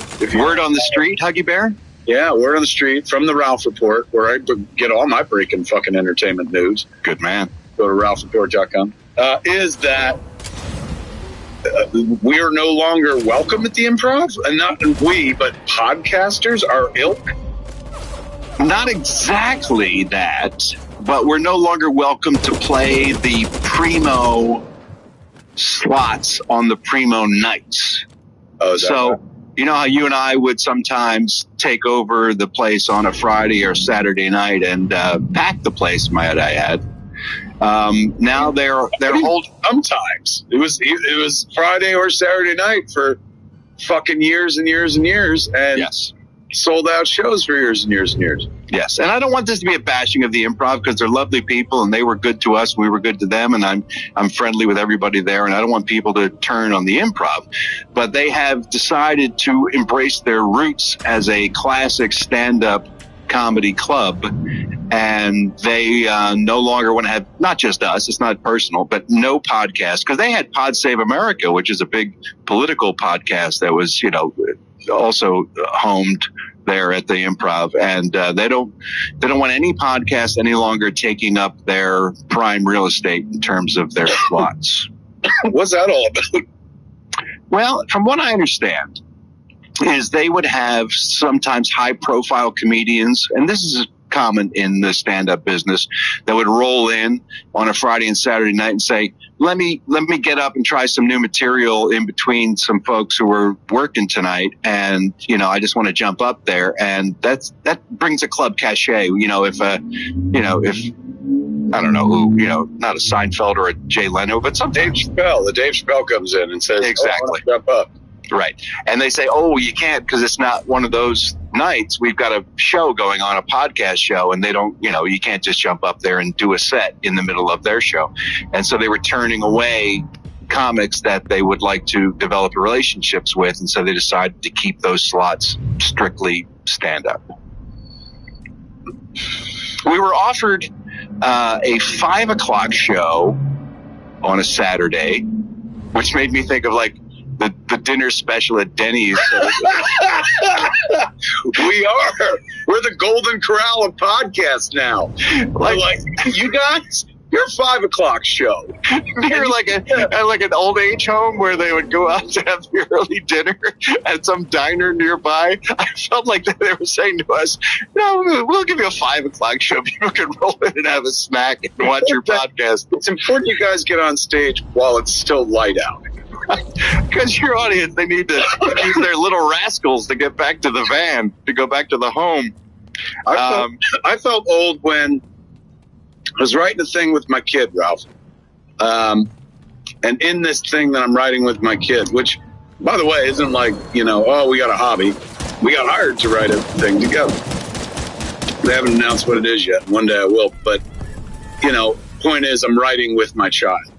This kid, mind you, for those who come in late, came out of my balls at one point in this book. The heck you say? Yeah, I mean, yeah. Like, she's legit flesh of my flesh, nut of my nut. So, me and the kid are writing a thing in which there are adult characters, my age, and there are 20-something characters, closer to her age, or at least 22. So, we're writing this thing, and I'm like, you know, I'm on a good roll here. I think I'm going to take a crack at the scene with the 20-something kids, because You're hip. Clerks, bro. Sure. Clerks. You know, me and Nick, I'd say more. You're the voice of a generation. No, so I thought. So, write the scene. I felt like, right on. You know, fucking, I feel pretty good about this dialogue. Send it off to the kid. Kid, this is the kid's response. Dad, no 20-somethings talk like this. And I was like, well, I mean, well, so, like, they'll talk the way I tell them to talk. Like, you know, Diablo Cody made a bunch of kids talk in a way nobody talks, and she won an Oscar. So if you're writing, you'll get to dictate the tone. Never mind, like, you know, it should sound a certain way. Like, you get to decide how it should, you know, I felt like, way to put yourself first, Kevin. I felt like Principal Skinner, where I'm like, am I wrong? No.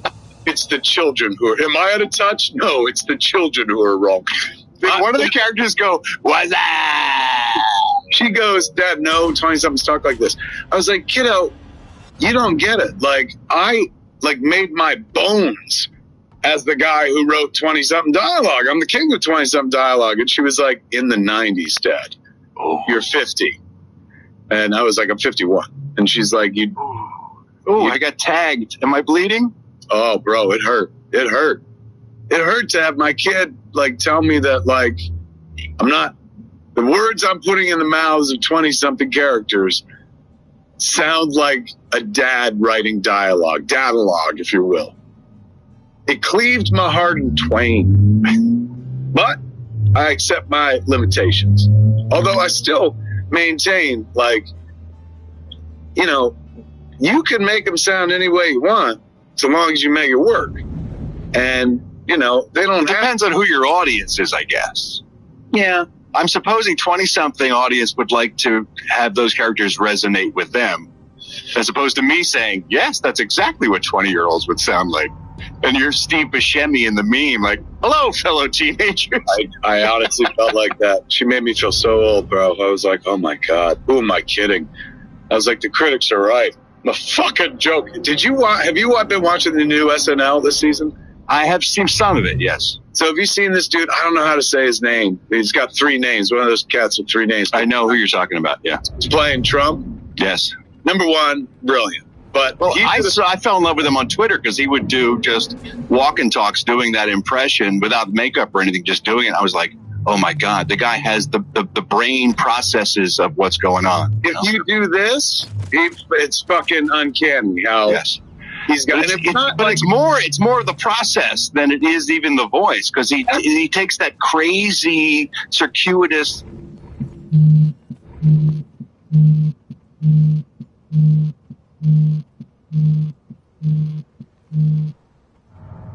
logic thing, you know. It's not like a gross caricature.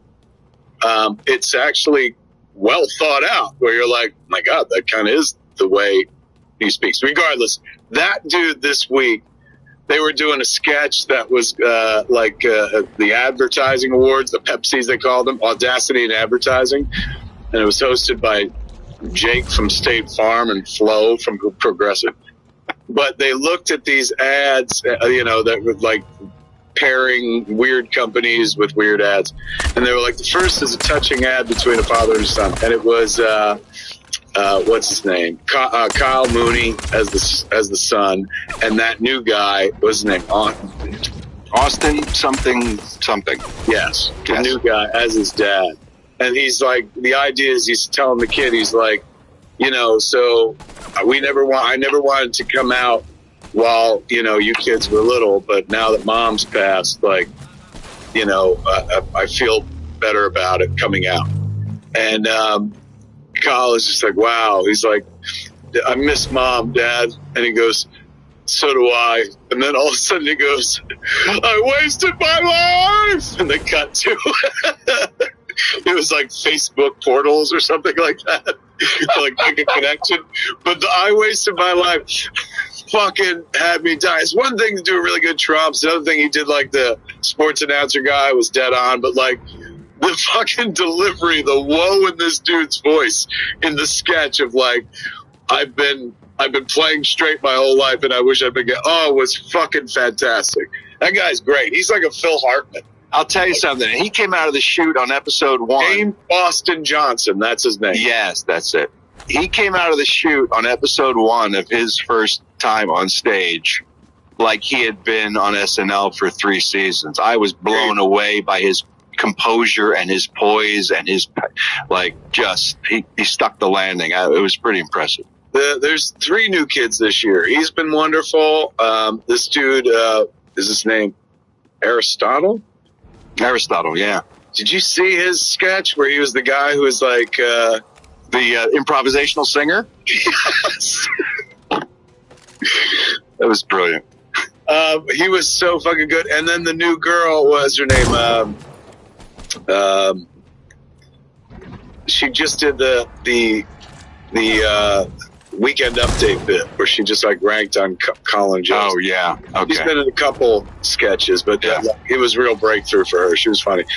It's good, man. Yeah, good to see new blood. Jay Ram in chat is going, what blows my mind is people still watch SNL. I don't watch it in real time, but like in a world where I look at a zillion things on YouTube, like why wouldn't I look at that?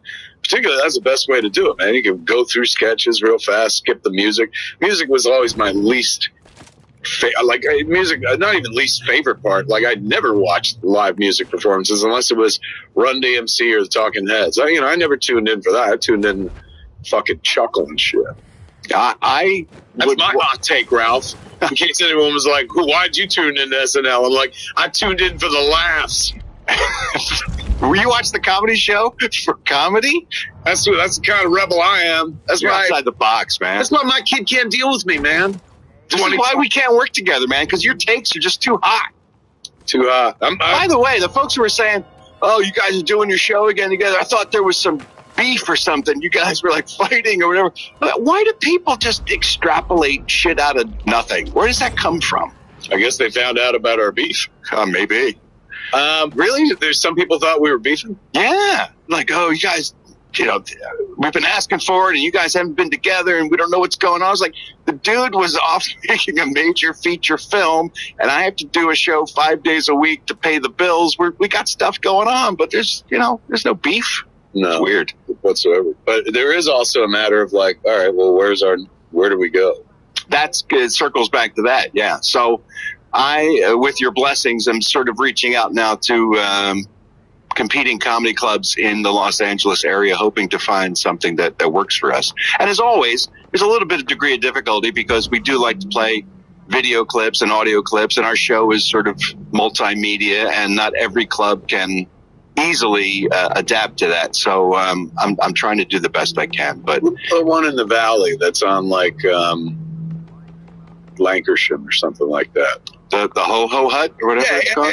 Yeah. How big is that place? And not big enough for us. Well, what I'd like to do is maybe listen to this, ladies and gentlemen. The balls on this guy are as big as you hear about. Well, if we're going for a club at like the Improv that's at 250, I'd like to maintain at least that size. The Improv is 200. Really? Yeah. That's all? And also 200 was the easy mark to hit whenever we had like fucking morning radio to use. It's an uphill battle to fill. People will flock to us once we reunite and we announce that we're for the first show, absolutely. But then we're like, we'll see you next week. They're going to be like, oh wait, what again? All right, then we're out. Then we're going to retire. We're going to take our 10 years and we're going to get our gold watch and we're going to sit the fuck down. No way, man. I'm sure there's how big is that Ho Ho Hut? Is that really its name, the Ho Ho? No, it's called something Ho Ho or something, the Ho Ho Club or some fucking thing. Which I don't think I can even perform there if that's part of their name. Yes. You're a club snob. That's what you are. No, but what the fuck place in Burbank? The Ice House. No, that's in Pasadena. Oh, my bad. Oh shit! I did a Ralph Report live there, and it was great. Bam. What about the Ice House? Oh, there's Flappers. Flappers comedy. That's it. Flappers. big room, at least as big as the Improv. They loved having us there. We're talking to them and trying to see if we can work something out. So done and done. My God. Let me ask you, do you want to do something like pre-New Year's, like at the end of this year, or do you want to wait to the beginning of next, or what's your game to do? I'm game whenever. But I know you're still in post and you're still editing and putting things together and everything. No shit's here. I know I'm going back east for like the weekend of December 4th and 5th, but other than that, I'm back here. You're in town? Okay. Yeah. Don't forget, December 7th, you have a thing to shoot. This is the first I'm hearing of this. I do? Well, then you can't forget it. Now that you've been told. They haven't fucking reached out to you yet? No, sir. December 7th in Pasadena. No. Glendale. No. JC. Banff, man? Banff. Glendale or Pasadena? I think it's Glendale. So I'm supposedly working on that day? Yeah. Take you all at 10 minutes. Good to know. All right. It's I'll talk to my people. I'll see if I can swing it. We can always come to you. It's that convenient. These are the pickups for the folks that we weren't like, come all the way to New Jersey to say one thing. The way it's constructed is we were able to do a whole, fucking run of pickups out here with our famous friends who could not join us. Ralph was going to come out to Jersey at one point, but our dates switched and jumped around. And like he said, he's got the show 5 days a week. So he was like, wait. I was close because I was in Philly, but it was for the funeral for my mom and dad. By the way, how did that go? It was great. We had a blast. It was a lot of fun. Good times. Imagine losing my parents would lead to such a wonderful night, but it was nuts. That cemetery went off. Did you scatter ashes or you put them in the ground? No, my family has a plot in a cemetery in Philadelphia, and the plan was always for my parents to be interred there when they both passed. So we held on to mom's ashes for years, and then when my dad went, we had him cremated, and then we took their urns back to Philadelphia and put them in the family plot. That's what they wanted. So that was that trip. But it was within, you guys were shooting at the time. We just couldn't work out the plan. Welcome to Burial Babylon, ladies and gentlemen. Your hosts, Old and Older. Let's talk dead parents. Hey, call us now if you will. 1-800-BABBLE. Tell us your stories about burying your parents. How goes the Ralph report, my friend? Plug away. Spectacular. The Garmy is just, the best bunch of people you can ask for, and they show up in a big, bad way. Every week now we pick a new charity and we raise money for charity. It varies from week to week, but it's been, I know it sounds so fucking corny, but it chokes me up every time because these people keep showing up. We have got one of our own family, a Garmy member, who's currently dealing with cancer, who has a 7-year-old son, and he doesn't know how much his insurance will cover and how much of a Christmas this kid will have. And they had a GoFundMe page, and they were asking for $2,500 to cover any out-of-pocket medical expenses and to give something a little extra for the kid for Christmas, this 7-year-old. And then so we started talking about it on the show, and we've now raised over $12,000 for this family. And these are those people. They're just, and it stems from this. It comes from the folks who first found me through Babylon, but also some folks who knew me from the radio show. But it's just incredible how kind and loving, but also fun and funny these people are. So it's just been a great, we're going into, it's going to be 4 years in a couple of months that I've been doing. I was going to say, how long you been doing? Almost 4 years. And it's 5 days a week, and it's a lot of work, but it's just been awesome. And so, yeah, it's going great. And this week, on Thursday, I'll be talking to Steve Franks. I don't know if you know Steve or not, but he's the creator of a show called Psych. from USA, and you're a big fan of that show. I'm a big fan of Psych, and they're doing TV movies now as follow-ups to that show. So they'll be a guest, and we got a good week coming up. But it's a lot of work, and it's still a one-man operation. Eddie Pence is my guy who sits with me here on the show and works with me. But it's great. I'm just having a blast. But again, with you working in the movies and me doing this, it's not as easy for us to hook up for Babble as it used to be. But COVID also played a role in that. It's not all our decision. I got a bunch of folks when I posted today, like, hey, we're going to do Babylon. Like Michael C. in chat is like, oh my God, I'm completely out of the loop. Is this the first Babylon in forever? It's the first Babylon in like Red Hot Minute, because I was all thinking prior to this, we have been doing Hollywood Babylon and Cape's commentaries, like weekly. Yeah, weekly, as we continue to roll through the Batman show. But this is the first like on camera we've done in a minute, and a nice way to dip our toe back in the pool before we start taking it on the road. I've been out in the world. Like, I went out last week touring with this motion picture, Clerk, which comes out on November 23rd. It's a documentary about my life. So I went with Malcolm to Austin, to the Paramount Theater. I went to Jersey to the Spot Castle, showed it there twice. Went to St. Louis to the pageant, to Chicago to the Music Box Theater. Then I went up to Toronto to the Queen Elizabeth. Then I went over to Vancouver to the Rio.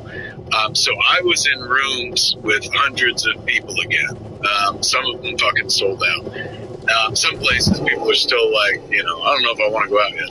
Other places, people like happy to go out. All the venues were like, you had to be vaccinated to get in and stuff. So I felt safe as a kid. Plus, I've been vaccinated and I got my booster, so I ain't really that worried. I'm not trying to get it, and I believe I could get it, but, I stand on stage pretty damn far from the fucking crowd and stuff. Right. So it was thrilling, my point being, to get back into a room with living people reacting to you in the moment in that space. Like, it's just, I have been enjoying interacting with the fans. Like during the quarantine, we've been doing the movies pop-up, so I was still able to go to places and interact with fans. But oh my Lord, being able to jump on stage and rock the mic, fucking Q&A, fucking throw a fucking setup and then a well-placed punchline and have the room it's just, I missed it so fucking much. So I got greedy for it. The sooner we can do a live Babylon here in town, the better. Yeah, I'm jealous. I'm looking forward to it. I'm doing a show in December on a Sunday at the Improv, of all places, that a buddy of mine is putting together. That is a Christmas music and comedy show, all Rat Pack themed, that I will be hosting as the ghost of Frank Sinatra. And I can't wait to get on stage in front of an audience again and feel that fight or flight vibe of, okay, is this going to land? We're going to laugh here. We're going to die. I mean, I just wait a second. Didn't you get the Johnson & Johnson vaccine? I did get the J&J, yes. So cut to old-timey comic Ralph Garman dies after catching COVID at the Improv. I'm boosted. I boosted up. We're fine. That sounds fun. Fuck, man. And you get to act, too, so it's not just like, I'm going to be funny on stage. You actually get to perform on stage. Yeah, well, roots. It's an impression, so I got a little experience doing that in front of people's faces. Some actors have won Oscars for their impressions. I've heard tale of that sort of thing, but I don't know if that's me or not. We are in Hollywood and we are babbling on, but I guess people want us to do Hollywood Babylon. I saw a few people bitching in chat about do your fucking backstage shit on your own time. I forgot the show costs so much money to them. We should do exactly what the audience wants. When you announced this, I saw so many about fucking times. I was like, what have we done to people to make them so agitated about a free show? You made them love you, and then you took it all away, man. Well, talk to the virus, man. You're fucking you were like Ted Lasso, and they're all like Ned. Yeah, right. Nate. They're all like fucking you pump me up and then you turn your back on me and turn me down. How awesome is that Ted Lasso show? Amazing. I don't know if you saw my Halloween costume or not, but I went full Ted Lasso. That was my Halloween costume this year. Get out of here. Yeah. Fucking I was in the tracksuit and the visor and the I'll tell you, man. Ray-Bans and the mustache. That's how good that show is, because that's a Trekley little show in many ways, right? Very much about kindness, very much has a sweetheart running through it.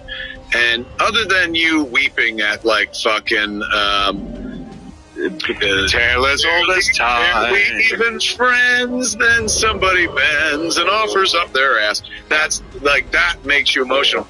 To hear that a Ted Lasso works on you. If I was the people that made Ted Lasso, if I was Apple TV, I'd put that on the fucking poster. Even Ralph Garman finds it touching. Even his black heart was moved. Does it make you cry? Have you cried watching it? I have, yes. When the funeral episodes. Did you watch season 2? Have you watched season 2 yet? I've rewatched it, and oh yeah. Yeah. The funeral episode with Rebecca's dad and Lasso talking about his dad and stuff. Yeah, that was cutting in that was fucking brilliant. Genius. Very cool. By the way, Tale as Old as Time doesn't make me cry anymore, so let that go. What happened? Now I'm into, because you ruined it, because you just bludgeoned me with it to the point where I'm numb now. I can't feel anything anymore thanks to you. But now I'm into Coco's Remember Me from the Disney movie Coco. Oh, remember me. So I have to travel far. Remember me. Those Pixar movies dare you not to fucking end your own life out of fucking sadness. Oh my God. And he's singing to his little daughter in the afterlife. And oh, fuck's sake. Yeah, that whole thing, that's a wonderful movie. But I think if you're in our line of work, that movie hit harder. Because, it's all about, like, God, I hope fucking this was all for something. You're hoping they remember you today. Right. Let alone fucking, like, after you've died or something. I remember watching that movie and crying alongside my kid, but for completely different fucking reasons than she was crying. Mine were more selfish, where I'm like, they're going to forget me. I know it. That's why you gave her the rights to sell all the Kevin Smith merch after you're gone. Now I'm just selling my boy shit from fucking like, I wasted my life. That made me laugh so hard, dude. I rewound that shit 10 times in the middle of the night. That reminds me of or is this funny? And it was legit funny. That reminds me of the paraplegic stuck on the it's a small world ride on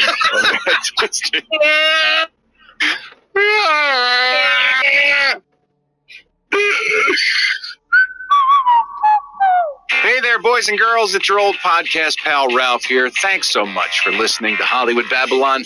And if you dig me on this show, why don't you check out The Ralph Report? That's my daily show. Monday through Friday, you can get an earful of me, and we have a pretty good time. Plus, if you're a Hollywood Babylon fan and you subscribe at the 3 or 4 star general levels, you can get the entire back catalog of Hollywood Babylon, the past decade of Babylons, for you to listen to at your leisure. Plus, the 4-star tier, they get to watch us record the show live once a week. Plus, there's live stream events, all kinds of goodies. Why don't you go check it out? Go over there at Patreon. Go to patreon.com/The Ralph Report. That's patreon.com/The Ralph Report. Or check us out at theralphreport.com. All right, next. All right, people complaining enough of our talking and our friendship. They want us to get to fucking bits. Should we do that now? They want they want bits. They're like, be fucking funny. That's what we pay you for. Dance, monkey. On the free show. Oh, yes, sir. All right, let's talk about dead people in show business, shall we? And now, another edition of Stencil They will be missed. Yeah. Oh my God, you're going to start the show with the death spread? Yeah, I am. Yeah. I like a challenge. Winter the dolphin is dead. Winter the dolphin. Nothing? No recognition? I tell you, well, I just hope that she lived her porpoise. And we're back.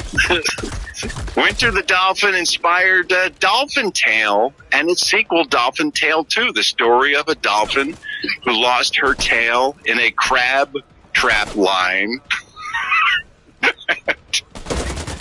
and had to have a prosthetic tail and learn how to swim again. This is interpretive dance of your news story. And she was an inspiration not only to other dolphins, Kevin, who loved that film, I assume, but folks who had prosthetic limbs of their own who took inspiration from her story.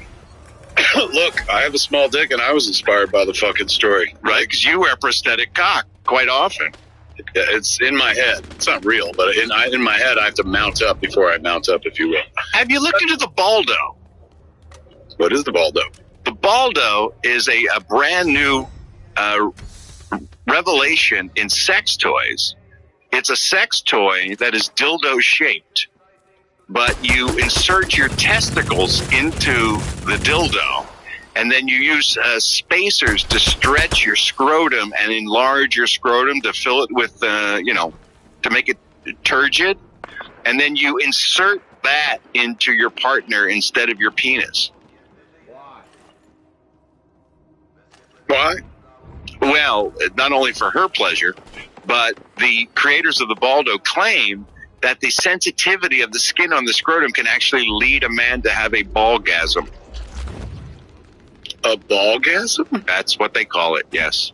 And I've purchased one. I own one. I just haven't had a chance to try it out yet. So I'll keep you posted.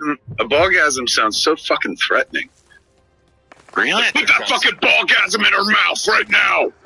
Put it in her mouth. Like, oh, please, don't make me do this. Put it!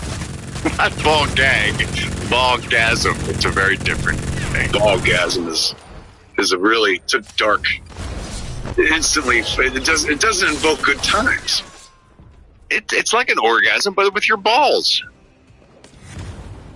I'll let you know how it works out. I'll keep you posted. And now, another edition of Stencils and Stills. They will be missed. Somebody else died.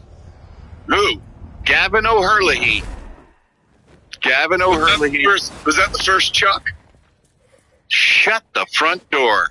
Look at you. Yes, that's exactly who that was. It was Chuck Cunningham, the eldest brother of the Cunningham family. That's the oldest internet joke in the world, even before there was an internet. Even as far back as the 70s, we were all talking about, whatever happened to Chuck, man? He just went upstairs and never came back downstairs, and they stopped talking about him. What the fuck? That was a meme. You're right. Before there were memes, we talked about that. There was a time before continuity. TV shows didn't have fucking continuity. Sitcoms, they were just half hours, loosely strung together over a year or whatever. But like the idea of like going, hey man, whatever happened to Chuck, and how come you guys stopped talking about him? Like they were like, who gives a shit? Moving forward. Literally, that is the diagnosis of what 70s television was, which was, it's just a distraction. Nobody's supposed to take it too seriously. A character can come, a character can go. It just doesn't matter. Just watch us for half an hour, buy the products, and then go about your life. But he died at the age of 70, so Chuck Cunningham is gone. Speaking of a Gary Marshall character, Gary Marshall, as we all know, created Happy Days, so Chuck sprang forth from the pen of the great Gary Marshall. Yes. Well as Laverne and Shirley, Mork and Mindy, so forth and so on. Just recently, it was Felix Unger Day, which I guess 2 days ago, because it was November 13th. And if you ever watched The Odd Couple, the show began with the opening credit sequence, the voiceover going like, on November 13th, Felix Unger's wife threw him out or whatever the fuck. And she requested that he never return. Yeah. Deep down, he knew she was right. But that threw me down the rabbit hole of like, oh, I'm going to go watch the opening credits to fucking The Odd Couple on YouTube, even though I hated The Odd Couple when I was a child. What? I did. I hated it. Hated it. Couldn't stand it. I love that show. And when I grew up, I understood it and liked it a lot. But as a kid, it just meant that, like, all the kid programming was over. No more cartoons because these old men are going to fucking throw spaghetti at the wall. Fuck that. So I had a resentment to them. Meanwhile, I liked The Oddball Couple, which was a cartoon version with a very fastidious cat and a... Oh, Fleabag! Yes, well done. In watching the opening credits, you know, if you're well studied in this bullshit, we all know that Neil Simon created The Odd Couple. Right. It was a movie starring Jack Lemmon, Walter Matthau. It was a Broadway play before it was a movie. Before that, it was a Broadway play. Gary Marshall developed The Odd Couple for television. True. A show that had maybe, 10 years of episodes? Yes. Before fucking Happy Days, bro. Yes. Like, this dude was a giant. Like, so fucking prolific. If he was living and working today, Gary Marshall would be like Shonda Rhimes plus Ryan Murphy plus fucking times Dick Wolf. Yeah. Yes. Like, this dude fucking worked, man. Like, because when you think about how long all those shows went on, like, this dude figured out a fucking formula. And yes, like, some of the formulas were borrowed from overseas, right? Like, was he one of those guys? No, that was Norman Lear. That was Norman Lear. You're right. So Gary Marshall was like, well, Gary Marshall he bit from George Lucas for Happy Days because that's Happy Days came before American Graffiti came out. The fuck you say? It's true. Look, and you say this to Happy me. Days couldn't get sold until American Graffiti came out after the fact and was a big hit, and then suddenly they wanted a 50s program. Is that right? It's true. He created the pilot for Happy Days before American Graffiti. It didn't fly. He sold it to ABC and they turned it into an episode of Love American Style to burn off the pilot. And then afterwards, American Graffiti was released, and then the appetite for 50 shows became so enormous, he was able to recycle that idea and sell it again to ABC. All right, so that was in the 70s. Yes. So in the 70s, they were into the 50s, which means in the 80s, they were into the 60s, which means in the 90s, they were into the 70s, which means in the aughts, they were into the 80s, which means so they should be into the 90s right about now, right? This should be your time. Right? Yes. Fuck, it should be ascendant, man. This should be the moment that I get my comeback and shit. Like fucking once a lunar whatever the fuck. Forget Clerks 3. Clerks the sitcom. That's where the money is. Oh, if only. It's so crazy. I never got into it for the loot. I wonder if Gary... Well, change that attitude. I can't. I'm too old. You can't. Fucking the old dog, new tricks, licking ball, something like that. Do you think Gary Marshall was in it for the money? Mm-hmm. Yes, he always wanted to make strictly commercial, across-the-board, populist entertainment. He never had any desires to be artistic in any way. If you talk to the cast of Pretty Woman, which, again, you talk about this guy being a TV monster, then he went on to direct and shepherd one of the biggest romantic comedies, of the era. They always said They always said he was just about just make the people laugh. That's all I want. I don't want you to do so much work where everybody's looking for artistic stuff. I just want the laughs. Just get laughs from people. Then we'll be happy. It's like he's back. Thank you. Wow, man. You're the Austin James Johnson Gordon of this fucking bitch, man. You just fucking channeled the great GM himself. I met him once late in his life. We talked about on Babylon, I think, when he passed. Yeah. And I got to tell him, like, hey, man, I told his sister, because she came to the house, Penny, and fucking did, well, it sounded like it was going to be juicy, right? She fucking came to the house. In the house that... Yeah, she Laverne to my Shirley. But she came to the house and did a series of podcasts with me, and she was wonderful. But I blew her up about, like, I loved her work, but I was like, your brother made one of my favorite movies of all time, Nothing in Common. Yeah, that's great. Gleason and Tom Hanks, like one of Tom Hanks's best performances of all time. So I got to tell him that years later. I met him, and I was like, oh, my God. I wish I'd put that guy on a podcast. I wish I'd... Can you imagine the stories? Oh, fuck. I would have been sitting there being like, hey, man, thank God for American Graffiti, you George Lucas fighting son of a bitch. And he would have been like, here, give me the fuck. I was going to do an impression, but there's Gary Marshall right there. So the story is that first, before Lucas, there was me. I was the guy who wanted 50s before nobody wanted 50s. And then they came to me after the Lucas, and they said, yes, give me a 50s, and I'll give you a check. And that's what I cared about, was the check at the time. See, kids, what you forgot was Hollywood Babylon is all about talking about our dead parents and doing impressions of octogenarians, creatives who just, they're not even around anymore. But if you grew up in the 70s, all of that shit was gold. I distinctly heard you say Wayne Newton Schmuck. Remember his turn in Lost in America with Albert Brooks? Oh, he's fantastic in Lost in America. Fucking hell. Santa Claus isn't real. No, Santa Claus is Christmas. Las Vegas gambling. Las Vegas gambling, they go together. The best. How down are you? Down. How down is she? Down.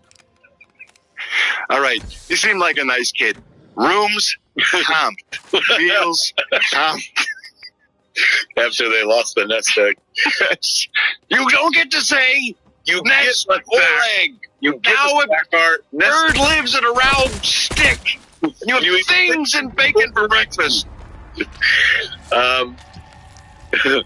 If we give you back your money, then we have to give everybody back their money. All right, now I gotta wonder let's go watch Gary Marshall. Hey, we got some headlines. You want to talk about some showbiz news? Fuck yeah, man. That's what I come for. Give me head, give me head, give me headlines, and give me head. Somebody wrote on Twitter, yes, finally Mike Fellatio again. I was like, that probably won't happen, but you made it happen. God bless you. Hey, are you relieved our long national nightmare is over and Britney Spears is finally free of her conservatorship? Because good for her, man. Good for her, because here come the dishy details, man. She's been making noises about, like, they're all going to pay. Yeah. They're all going to pay. And I'm here for it, man. She's got the receipts, bro. She's got over a decade and fucking imprisoned by her own family. She's already making noises about, like, that fucking sister of mine. So I can't wait. Now she's going to be unleashed. She's going to tell us everything. Why does everybody care so much? I can't wrap my head around it. I hadn't honestly really, she was after my time. She was like the next decade, the aughts. Me too. But of course I'm well aware of her. She's a cultural fucking phenomenon. But of course. I didn't know anything about I remember when she shaved her head. I didn't know that fucking they used that to like trap her for over a decade and like told her like you can't have a baby even if you want to. Like all of it was mind numbing. And suddenly you were able to watch like 2 different documentaries about the subject and you were a Britney Spears fucking expert, if not a fan. You can't help but walk away going like, oh, fucking, I feel bad for this kid who I'd never thought about in my entire fucking life. But like, how can you be this fucking famous and still be a victim, still be victimized? And that's what it was. Yeah. Like, fuck it. So even though I got no skin in the game, it is kind of fucking fascinating. And I do like the fact that she's been out there, like, not being like, well, it all worked out, so I'm going to keep my mouth shut. Like, I think she's going to start, like, just burning it all down, and I'm here for it, man. I will be intrigued to find out as we dig deeper what really went on, because I've been involved in people in my life who have, if not mental illness, but have issues, and they often talk like she has talked in the past, which is everybody's against me and they won't let me do this and they won't let me do that, and I don't doubt her position at all in terms of feeling real to her, but those aren't always necessarily the facts. So I think it'll be interesting to watch things flesh out one way or the other. But the bottom line for me, the fascination for me, was the amazing response by the American public. There was dancing in the streets. There was partying in the streets when her conservatorship was ended. And it's hard to get do people show up for a climate crisis protest? But when it comes to this stuff, run her for fucking president. Oh yes, finally. Let's just go down in just a bag of flames. Why not? Why? How could it be any worse? You're right. You know, she seems to be a pretty smart lady. Very Make talented. a big splash. I'm happy for her, man. Good for her. Everybody should fucking be the captain of their own destinies, particularly when she's a grown ass woman, man. That's true. And she got fucking kids, and like they use those kids to control her. The whole thing's fucking sad and sick. But what you're not taking into consideration, Raphael, is that this girl she's not a girl, not yet a woman, but she has grown up with the American public. You know, first it was the Mickey Mouse Club, then it was her own shindig, man, her own agency, as we thought. She is us. Yeah, or she's been a part of, like, I remember I told this story recently somewhere, so I forget where it was. I'll tell it again. One and only time I met Robin Williams was when we were making Good Will Hunting. We were on the Toronto set, and they were shooting the scene in the bar where he goes to the bartender, "Hey, what's this guy?" He's like, "Oh, that's the Unabomber." Like, he's like, "Hey, who's Ted Kaczynski?" He's like, "That's the Unabomber." Like, that scene there was a scene in the bar, and then he was kind of augmenting it. It was so funny because this was pre-hardcore internet. You're talking about 1997, 1996, 97. So Ben and Matt were like, since they wrote the script, Robin wanted to do a thing where he referenced 3 people, and they were brilliant people, and this guy never heard of them, but then he referenced Ted Kaczynski, and this guy did hear of him. Yeah. So he was like, I need to get there. So I need a bunch of details on the guy. And I'll never forget, like, those dudes not going, like, today you would just open up your Google app and fucking be like, let's go to the wiki for Ted Kaczynski, and, you know, we'll pull a bunch of lines and stuff. Right. Literally had to pull books. There were books being brought to the bar that they could fucking encyclopedia type thing that they could go through and be like, okay, and pull out things so that Robin could construct the line he wanted to do. Anyway, that's a side story. One that I haven't actually really told before. I'm pretty impressed by that. The real story that I wanted to tell was this. When I met him, we were going into the bar. He was going into the bar. It was a bar in Toronto. And a bunch of people from outside, the Torontonians who knew there was a movie shooting. And don't forget, Ben and Matt were not Ben and Matt at this point. Right. They would become Ben and Matt off of this movie, but they'd definitely been in some stuff. Matt had just been in like a big role in Courage Under Fire with like Meg Ryan and Denzel Washington. But, you know, Ben was coming off, Mallrats and Chasing Amy, if that. I don't even know if Chasing Amy was out yet when they shot. Yeah, no, it was definitely out. So people outside the bar are going, Mork! Oh, jeez. Now, and mind you, this is Robin Williams, like, Good Will Hunting, of course, he wins an Oscar, but he's already fucking pretty damn famous. This is Robin Williams of Hook fame at this point, of fucking Good Morning Vietnam fame, of fucking Dead Poets Society fame. Right. Maybe even Patch Adams. I forget where that was in the run, but, like, he was already a fucking movie star, a bona fide 100% fucking movie star who hadn't been on TV in a dog's age. And yet, there were people outside going, more! So, you know, I'm talking like, I'm in my, at that point, 28 or whatever the fuck. So I'm still like trying to be cool, Kevin Smith.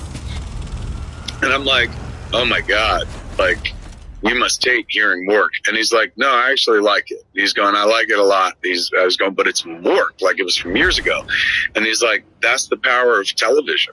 He's going, like, when you're in a movie, they go to a movie theater and they see you. And so you're an entity outside of their world. When you're in their home every week, you are family. And so, like, them yelling Mork, like, I was a big part of their lives. And still, to this day, even though I've done a bunch of other things, like, that resonates because, you know, I was, and it's something that, like, at the time, I was like, yeah, I guess so.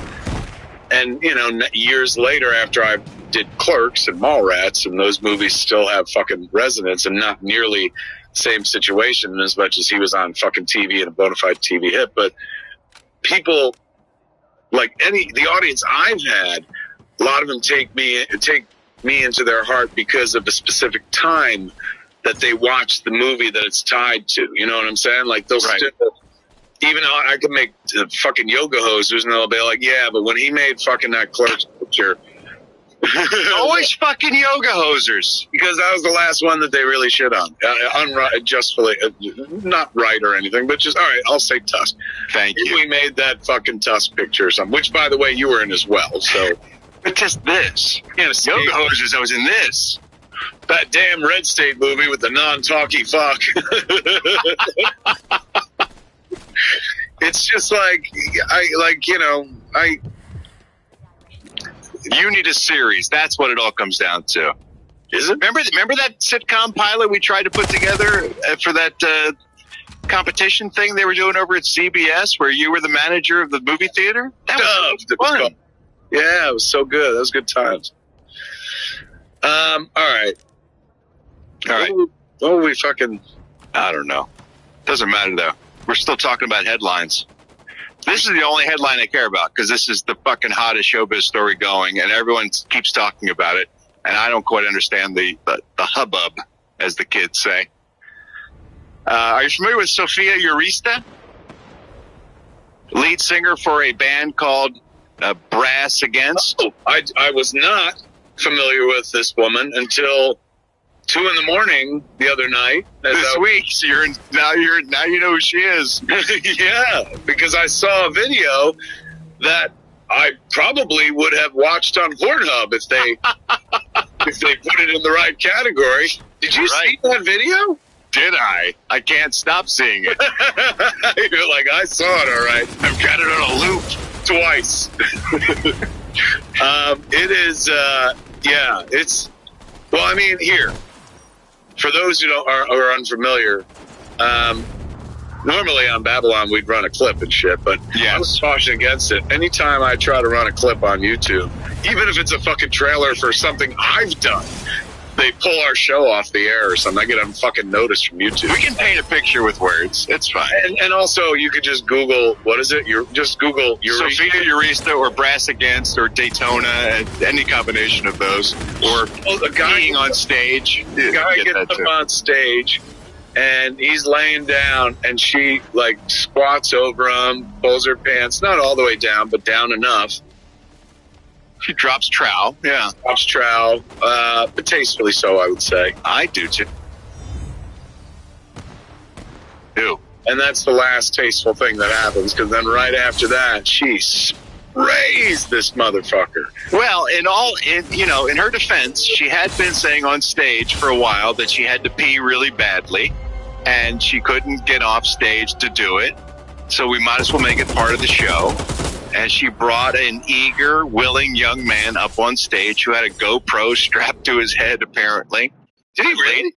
That's what she said. She calls him out. She goes, I want the guy with the camera strapped to his head. Apparently he was wearing a GoPro videoing the concert, I assume. Brought him up on stage, laid him down, and then she proceeded to give him the most golden of showers. I mean, look. I wish I was at that show. Right? That's what I keep saying. I'm really not a big fan of live music. It's too loud. Once again, this is the old man show. Old and older, ladies and gentlemen. Statler and Waldorf. And, it's been years since I've enjoyed live music because, you never hear the lyrics. All you hear is the instruments and stuff. But I'd go for some live music if somebody was like, oh, no. Stick around 4 or 5 songs in. You're going to see some fucked up shit. That's rock and roll. In one way, when I looked at that clip, I was like, look, I'm a 51-year-old man, admittedly, and we live in an age where COVID and germs have, fucking taken a lot of people out and stuff, and I'm trying to be a responsible person, but, I was like, isn't that what rock and roll is? Like, fucking pushing it to the edge and...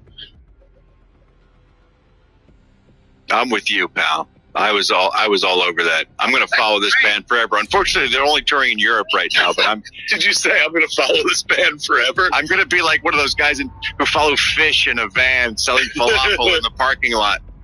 This is going to be my new thing. I'm just going to follow around Brad.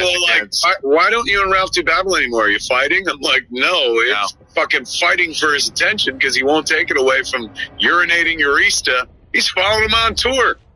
He's fishing. He's in a van following Brass Against with a GoPro stapled to his forehead, hoping one night she'll call him out of the crowd. Problem is, you will never get that show again. Well, they've already said, they apologized and said, this isn't us as a band. I would beg to differ and say, well, apparently it is. And she's apologized. She said she even cleaned up the stage afterwards. I think you're missing the point of the act, but God bless. Yeah, all of it was just like, as it was going on, I was like, I mean, I'm not going to say it was flat out Gigi Allen, but there were elements, an air of Gigi Allen to it. And as much as Iggy Pop and all those guys, it was definitely a punk move. And it helps that she's a lovely, fit lesbian, I think, which adds to the whole the mystique of the whole event. It's just magical. I've seen clips where they put a little blurry patch. Oh, don't spend your time on those clips. I was like, now wait a second, this is the internet. There's no way they're all blotched out. And then there's where it's not like you can see anything. She's on a profile angle, but it's because I was looking to be like, can't be. This got to be an act. This is like War or some such shit. Like, there's no way it's real piss. This is Gene Simmons spitting up blood at a Kiss show. After I watched that clip, I was like, there's no way that's not real piss. With force. Do you see that dude? He fucking like free willies it, like does a mist and shit, blows it out. Yeah. Reminded me of my youth. Is he? Oh my God. Is there follow-up? Is he happy, unhappy? Oh, happy as a clam. Just couldn't be happy. Happy as Larry, as the Brits say. Like, I rethought about it. Now that everyone's laughed at me, I don't want in anymore. No, he's got the best souvenir ever from a show. Wow. Yeah. I mean, look, is there anything or anybody you're a big enough fan of in this world that you take a face full of their piss? The fact that you're even fucking thinking about it tells me there's about 12. There are people I would experience the VIP backstage experience with. Yes, for sure. Yeah. Putting the P back in VIP. Put the P back in VIP. Look, as long as that guy's happy. I mean, it is weird though, right? Like you're doing like, let's say you own that venue. And you're like, oh, I love to see the young people get with their rocks and rolls and their boogie. And then all of a sudden this person squats and pisses all over your stage. And you're like, what the fuck? Again, I reiterate, Sophia cleaned it up after the gig. So, I mean, even so, I'm going to come over your house, piss all over your kitchen table. But I'm like, don't worry, I'm going to clean it up. You know, urine is mostly sterile. Of all the bodily fluids, it's probably the safest. What about if it's coming out of a dog? I've never entered into that part of the conversation. I got a dog. Remember Mad Mardigan? My dog. She's blind, deaf, and she can't get up with the back legs, so she can move these legs and stuff. So she's basically a piss and poop and piece of furniture. Right. And as a guy who, like, every hour on the hour wakes up, this is love, kids. And some people are like, you shouldn't keep a dog around that long. Bullshit. My vet was a great vet. And the dude, he'd be the first to tell us, like, kill this fucking dog, man. It's too late. He's like, is she eating? I was like, every day, like a fucking little pig. A big fat pig. Like, the dog can't move. And so, guess what? She's like 95 pounds. He's like, as long as that dog is eating and drinking, that dog does not want to die. He's like, that dog will let you know when she wants to go, the moment she stops eating and drinking. And so, you know, this dog is eating and drinking us out of house and home. All it is like poo and pee material I feed in one side, and clean up out the others. Every hour on the hour, I get up with her, man, like, because she either needs a drink or fucking has to take a whiz or fucking has to take a shit. And I don't bitch about doing it because when we were coming home from Clerks 3, Jennifer was like, I think Marty's about to die. We're going to have to put Marty down. And that was like, I was crestfallen. Like, you know, this ain't my dog, so to speak. Jen was the one that brought this dog into our lives. But I've become very fond of the fucking dog. And I do feel like because we went and shot the movie in Jersey and we were gone for 2 months, that dog, you know, she didn't know. Like, fuck, there were people here, but the two people that she's so used to living with in that room and shit, constantly showered affection and attention on her, were gone. And Jen felt like when she came home that the dog was like dying of a broken heart and shit. And then the two of us coming back, the dog is completely fucking rallied. That being said, she's rallied, but she's still blind, still deaf, and still can't fucking move. So she still remains a pooing or peeing piece of furniture. But so she's punishing you for having been gone for so long. Now you will clean up my feces and my urine. Well, let me tell you. Well, that's why I go back to this court question here. If urine is sterile, does that mean dog urine is sterile too? I don't believe so. Dog urine is filled with ammonia, from what I understand. Not so much with human beings. Why? Why don't we have ammonia in our piss? Geez, talk to your God. I don't know. I don't know how to. Why is he my fucking God? I made dogma, bro. Years ago, as a matter of fact. I'm not sure. I'm not a specialist in the field. I'm not a urologist. But to the best of my knowledge, dog urine is filled with ammonia. That's why it kills the grass where they go, and not so much humans. So if I go out and if I had a yard, I got a back deck, because this is fucking the Hollywood Hills. But if I had grass in my backyard and I went and took a leak on the grass every day in the same spot, I wouldn't burn the grass like dogs do? No, you would not. How do you fucking know? Why do you know that? I guess because you have a daily podcast where you have to come up with interesting factoids. I'm constantly looking for, and I have a backyard with grass and a dog, and I also pee. You go out there every morning and you're like, I'm a single man, and you put your hands on your fucking back of your head. And it's bachelor time, baby. Sprinkler that shit. You're like, good morning, Van Nuys. The neighbors are like, that Garmin guy's out there pretending he's a fucking rainbird. Yeah, look at my land. He won't let the dog piss in the yard. Oh no, but look at him pissing all over. I heard him bragging about having some of that ammonia-free piss. I'm making my claim. Yeah. No, but I've also I won't get into that. Oh no! How do you? Don't fucking bury that lead. You're like, well, I've been involved in situations with women where that has been part of the sex play, and so I'm aware that that's not an. Wait, what? Don't just roll past that. What, piss play, like golden shower? Yeah. Everybody's tried it. No, they haven't. Yeah, they have. They say it or they don't.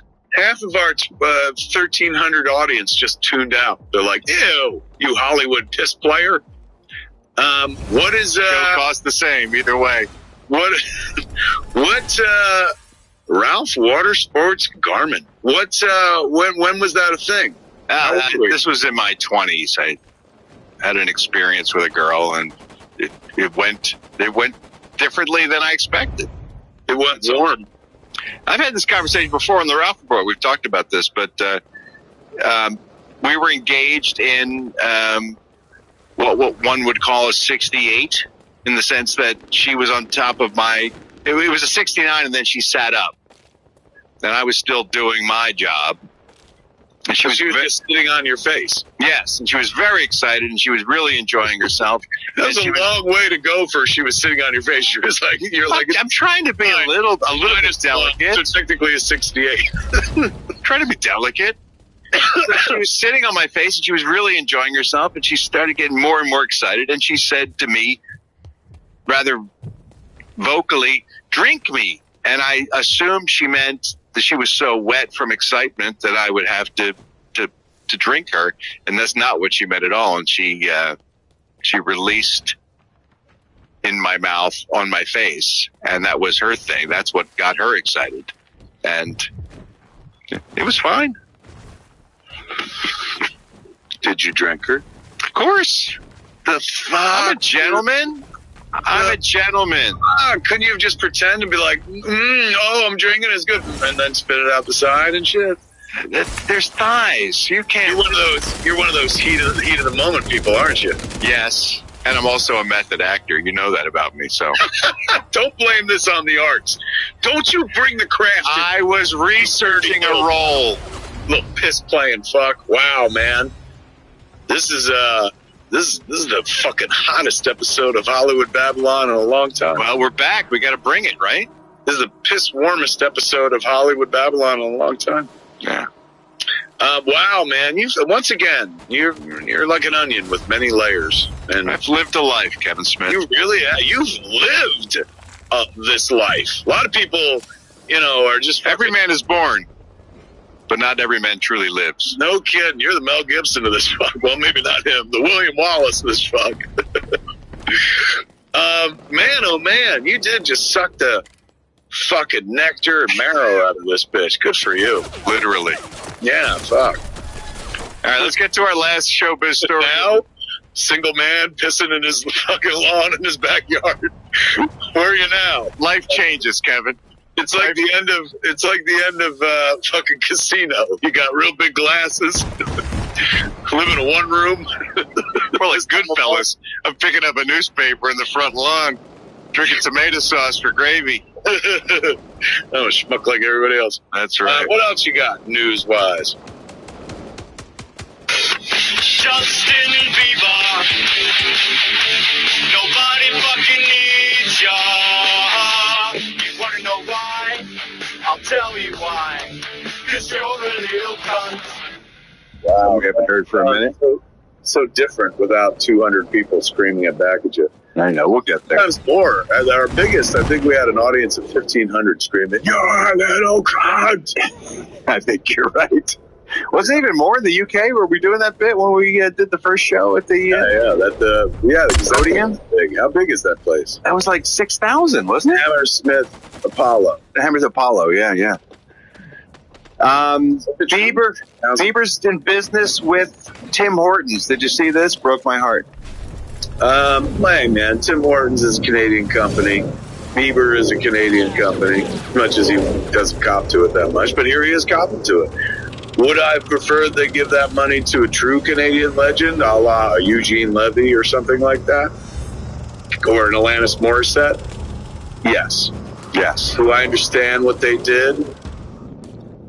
I mean, maybe they're trying to sell, fucking Timbits to an audience that ain't buying it. But I mean, who is the Bieber audience at this point? I'm not denying he has one, but how old are they? I have to assume 20-somethings. I don't think he's attracting the teeny bopper audience that he came up with. I have to assume there are people who followed his career up till now. Because he's certainly not generating white-hot music right now. They don't, Snoogans, ladies and gentlemen. Snoogans.